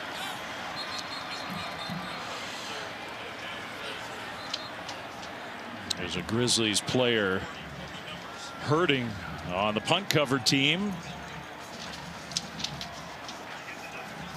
And hopefully he's all right. That might be the long snapper, Peibel. Well, there's the scene in Nashville, Tennessee. That's where these two teams are trying to get. January 5, 7:30 Eastern on ESPN. It's that Monday Night Football slot. The final week of the regular season when there is no Monday night game. We're happy to fill it with a national championship on the line. The winner of this one against the winner of Illinois State and Villanova. I think it's so special and great for the FCS. There's so much great football, so much great history and past players. Great spotlight for the FCS. Montana State offense back on the field. Jones dragging would-be tacklers into Montana territory. All the way down to the 40. Adam Jones, I called him the speed explosive back. He's got some power too. He's got speed, explosiveness, power. He's got it all. He is a complete 3-down back. And this is what Montana State does to their opponents every single week. They wear you down over the course of the game. And when you get into the 4th quarter, you're beat up, you're tired, and that's when their rushing attack takes over. It's going to be really tough for Montana to stand stout right now. He is just having a monster playoffs. Dowler in motion, fake it to him. Lampson's going to throw, going deep, and what a catch! Inside the 5, Lencioni, the freshman tight end. His teammates can't believe it. Adam Jones has his hands on his helmet. Well, here's the downfield pass and attack we've been waiting for all day. This is Lencioni down the sideline, but it starts with the play-action pass in the backfield. Freezes the defense, allows the tight end Lencioni to get behind the secondary, and what a catch by Rocky Lencioni, the product from Bozeman, Montana. I mean, what a great reaction. Adam Jones was trailing the play. He could not believe that A young teammate of his made that catch. Now Jones gets the carry and is down to the 4. Excellent catch. Beautiful throw by Justin Lamson, and perfectly timed by offensive coordinator Pete Sturbick. Under 10 minutes to go. Montana State already up 11. I mean, you wouldn't say this would finish it off. That's not the case. I mean, you're right, but it would all but be done. I mean, this is a time where Montana, if they want to have a chance, they need to find a way to get a stop or at least hold Montana State to a field goal. Montana was having a real hard time getting organized on defense. Jones straight ahead run and down to about the 2, maybe a little outside the 2, where it'll be 3rd and goal. I would be shocked if this football goes in the air. The way this offensive line has controlled the second half for Montana State, and really even early on in the first quarter, I expect the Montana State will keep it behind the big fellas. You hold them to a field goal, it's a 2-possession game. Touchdown means you're down 3 scores. A fourth quarter that has been dominated by the Bobcats. And now a penalty flag thrown. That's a false start. What a big penalty that is on 3rd and goal. Offense number 89. 5-yard penalty remains 3rd down. It's almost like they were in such a rush to get up there. Just so important. You're right, Flem. Just rush. You got to get organized. You have an opportunity to put the nail in the coffin if you get a touchdown. That's what we talked about. Fourth quarter, big-time games, big-time moments. Who sticks to their fundamentals and who can execute? That's a huge penalty. It might force the head coach's hand in terms of field goal or go for it if they don't get the touchdown here on 3rd and goal. Lamson looking left. Now is going to run it. Lamson cuts it middle. Touchdown. I mean, he left the defender in his wake.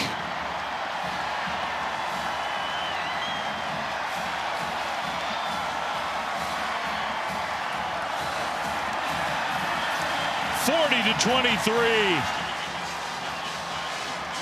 And Bobcats fans now are starting to dream about Nashville. 20 straight points for the Grizzlies to come back and take the lead. Now 20 straight for the Bobcats, make it 21. Extra point up and good. How about Justin Lamson here in the fourth quarter? The Stanford transfer, the big play down the field to Lencioni, and then on third down, Lamson would not be denied, finds a way, and the Cats are starting to think about Nashville.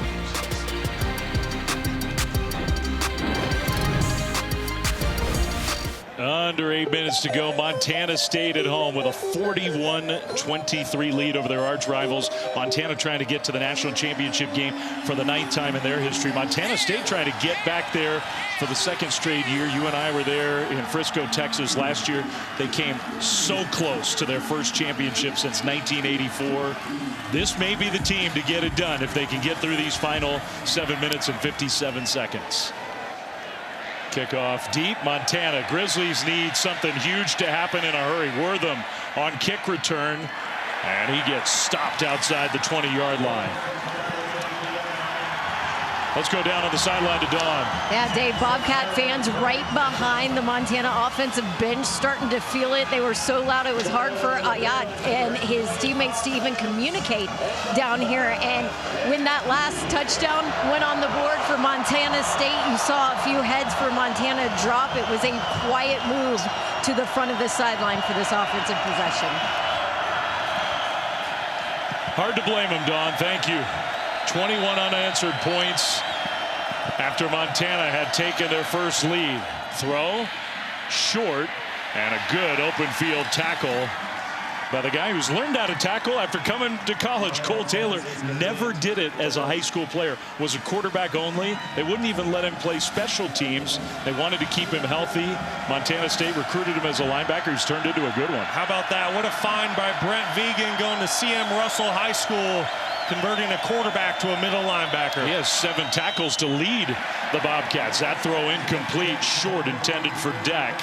And now it's 3rd and 7. Well, Deck had the defender. He was open, and as great as Ayat has been all day long and very accurate, just kind of one-hops it to Deck. And it's go time for the Grizzlies. This is 4-down territory, down 3 possessions. So if you're Ayat, you have to remember you don't have to get it all here, but you do have to get a guaranteed completion to at least make it 4th and manageable.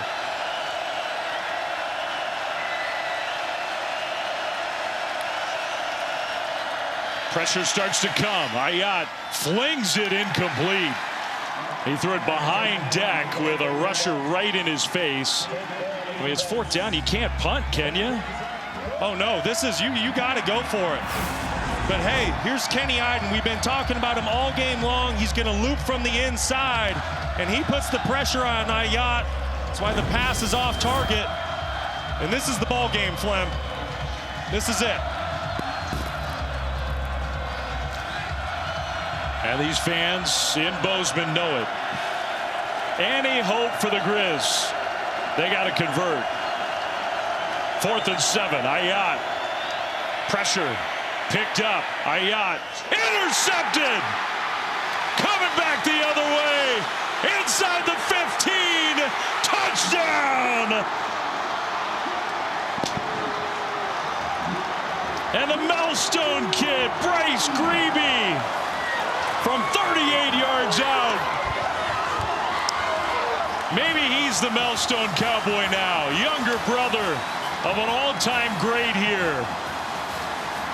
With a pick 6 to basically put this game away. Bryce might be the little brother of the Melstone Cowboy, Brody Grebe, an all-time great Montana State Bobcat. Watch him work right to left, gets right into Ayat's vision. And I tell you what, Bryce Grebe just made a name for himself. A kid that had to travel 62 miles a day just to play high school football. If that doesn't tell you what these two programs in the great state of Montana is all about, I don't know what does. But Bryce Grebe, in the right place at the right time, doing a great job of reading Ayat's eyes, drifts right into the window where they're trying to hit the deep in cut. Puts the nail in the coffin. And Montana State, barring some sort of unbelievable miracle, is going to play for a national championship. I mean, a state full of small towns that love football. The Grebes come from a town so small they don't have football. Had to go an hour each way every day to play for a high school team. Sort of epitomizes what this whole state is about in a lot of ways. And Montana State had the 20-3 lead. Montana scored 20 in a row. And now the Cats 28 unanswered. And the party is on in Bozeman. Gosh, just a waterfall here in the second half. Remember, it was a 4-point game. 3rd and 20. Lamson scrambles, hits Dowler, big time touchdown. And the rest is history. Yeah, that was ultimately the play. I mean, there are a lot of memorable moments in this game. That 87-yard touchdown to Taco Dowler. There's another kid who epitomizes this state. Is going to be the one I think that's remembered forever. I mean, that was it. It was a 4-point game. Montana's about to get the football with great field position somewhere around midfield. And look at that in the 4th quarter. -2 total yards for the Grizz. 160 for the Cats, but it really boils down to the 21 unanswered points. Like I said, it has been a waterfall of Montana State rolling over the Grizz here in the 4th quarter. Ayat still out there, and that pass is incomplete. I couldn't tell if it was dropped or was too low to catch for Blake Bohannon. Well, I think it's safe to say that Montana State has broken the will of the Grizz. That's just it's a drop. I get it. The ball's low, but at this point, the writing's on the wall. Everyone knows who's going to Nashville. And look, Montana has had a terrific year. They were undefeated going into the first version of Brawl of the Wild this year.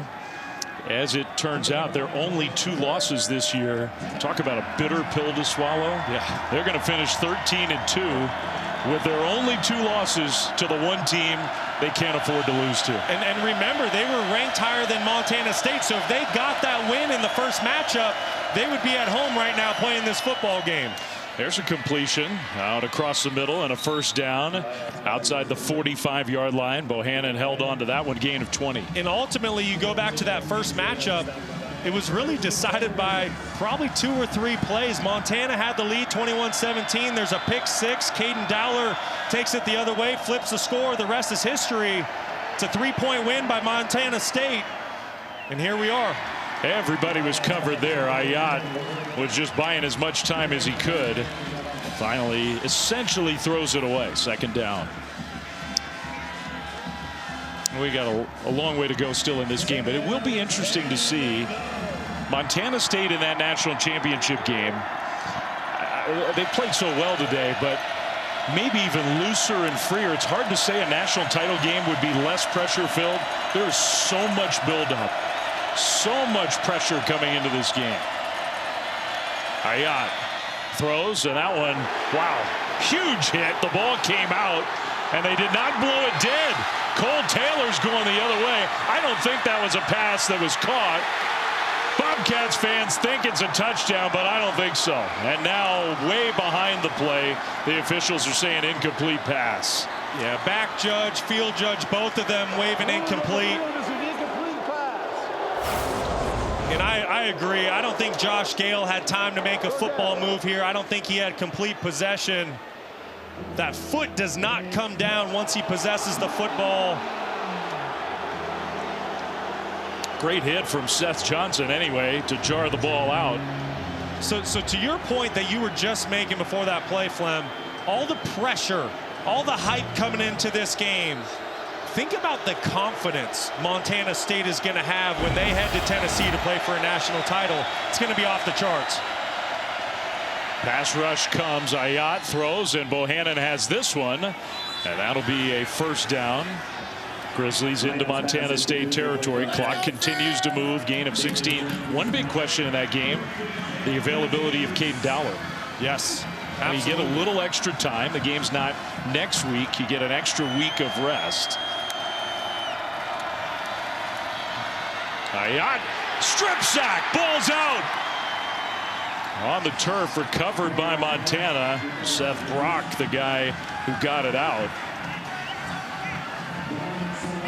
Excellent job of Seth Brock winning on the right tackle. Everett Johnson, 62.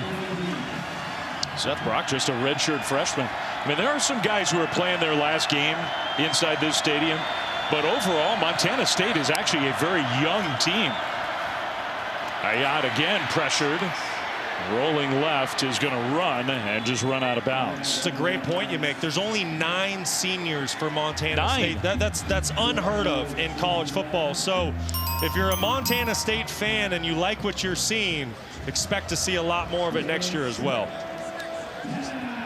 Kenny Iden, one of those seniors. We saw him playing his last game on this field that means so much to him. Paul Pratt on the defensive line, playing his final home game as a Cat. Yeah, big number 41, representing the entire state wearing that 41 number.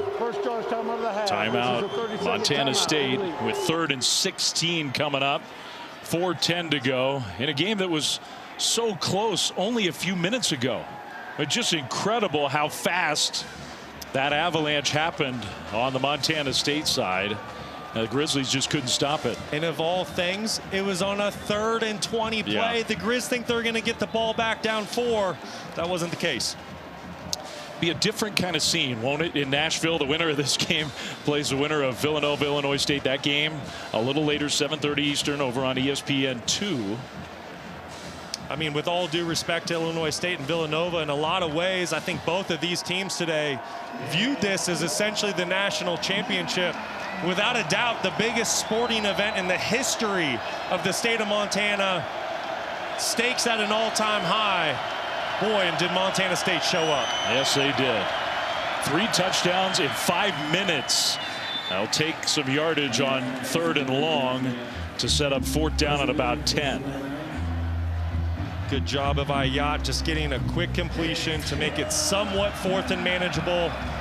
I get it, clock rolling underneath 4 minutes. quarterback, young quarterback, just a sophomore, playing very smart, had an excellent year for the Grizz, going over 4,000 yards after this game. Future's bright for Montana, too, with him. He is so good. Yes, he is.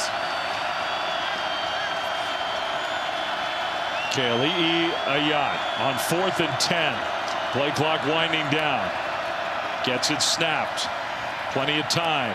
Trying to find somewhere to go with the ball.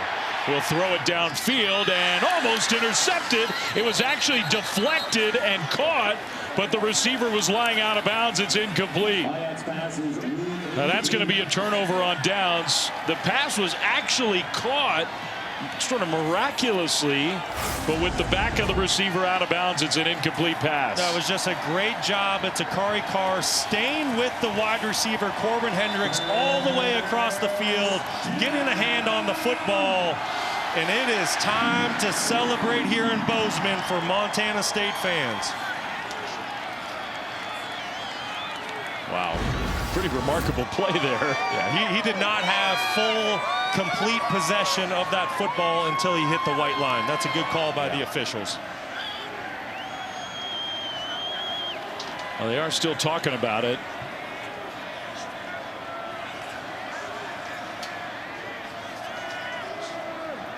Are we going to get word from our referee? Apparently not. We're going to play on.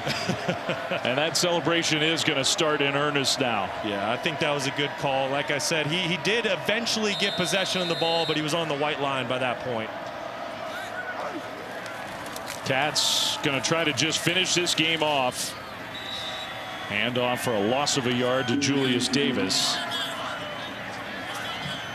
Boy, if I'm Brent Vigen, Montana State's head coach, I'm getting backups in the game right now. I agree. Game's over. Don't want to risk an injury.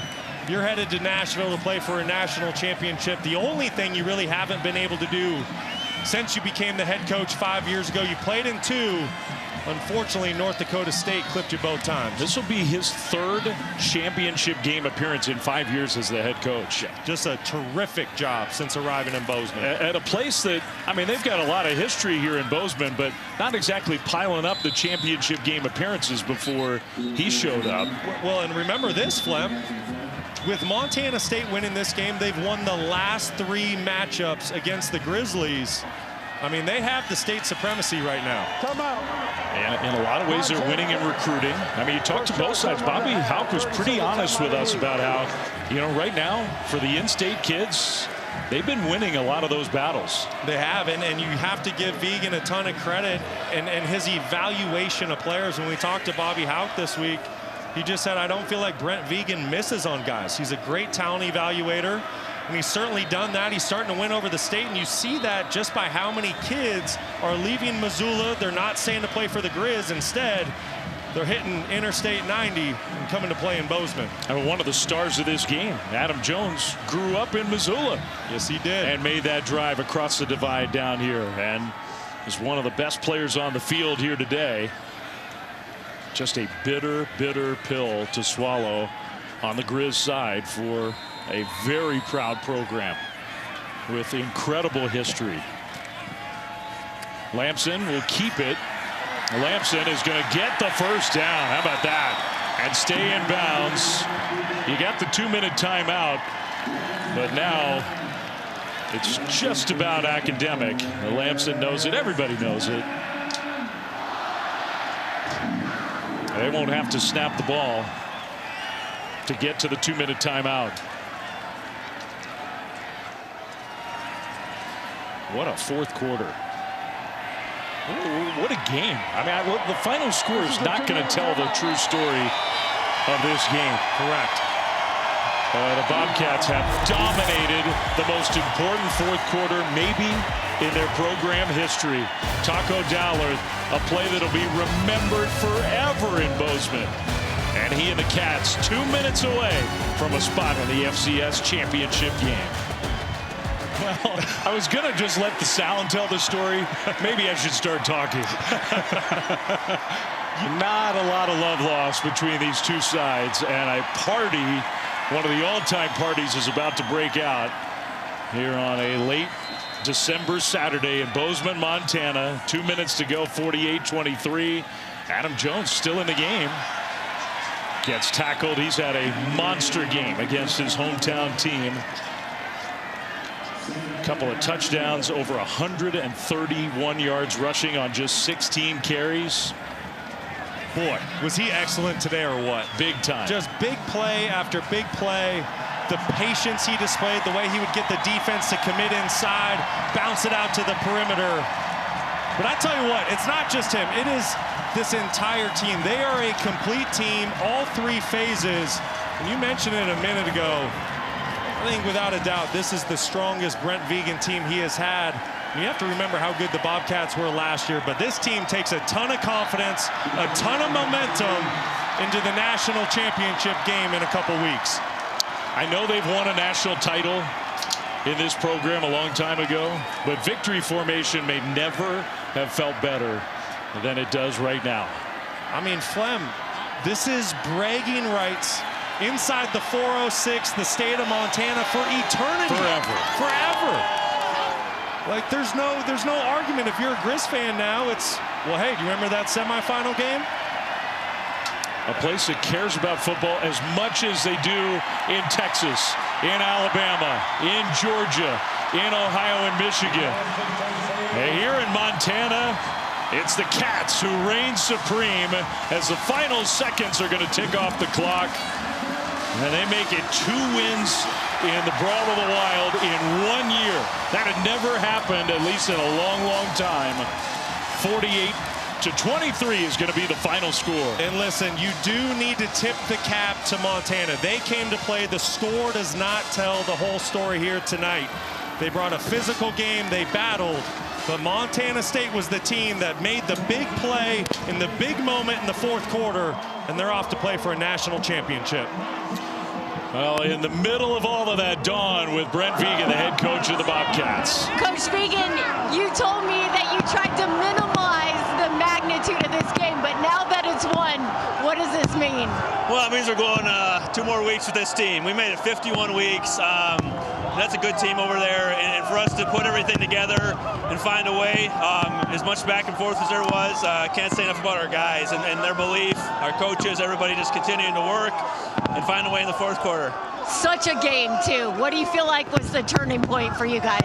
Well, I think our offense was able to answer their lead, and we went down and scored. Then ultimately, the third long pass from Justin to Taco, and I don't say that breaks it open, but that's just 2 guys making a play, believing. I'm so proud of our guys. Speaking of Taco Dowler and that play and that catch, what went through your mind when it happened? Well, we haven't had a lot of plays like that. We had a lot of downfield plays, and I think it's really poetic that when in Caden's absence, Taco makes the play. You know, one of those 2 guys continue to impact the deal, and can't be more proud of them. Heading to a national title. You like country music, Coach? I love it, yes. Congratulations. Thank you a lot. Thanks. All right, yeah, indeed. The Cats are headed to Nashville. That town, which sees a lot, they may not know what's about to show up in a couple of weeks. I tell you what, Montana fans are special. They travel in bunches, and there is going to be a massive contingent coming from the great state of Montana heading east. Second straight year looking for their first title since 1980 for the emotion of the Dollars. Taco, who made a play that truly will never be forgotten. And he and his Bobcats are going to celebrate tonight and then get ready to play for a championship. What a scene, what a game. Arguably the biggest sporting event in the history of this great state of Montana. And in the end, Montana State wins and wins going away. For all of us, Don Davenport, the Montanan himself, Brock Osweiler. It's kind of fun for me to be here with you today. It was a special day to be here, beyond grateful. I'm Dave Fleming saying thanks for watching this presentation of college football on ABC.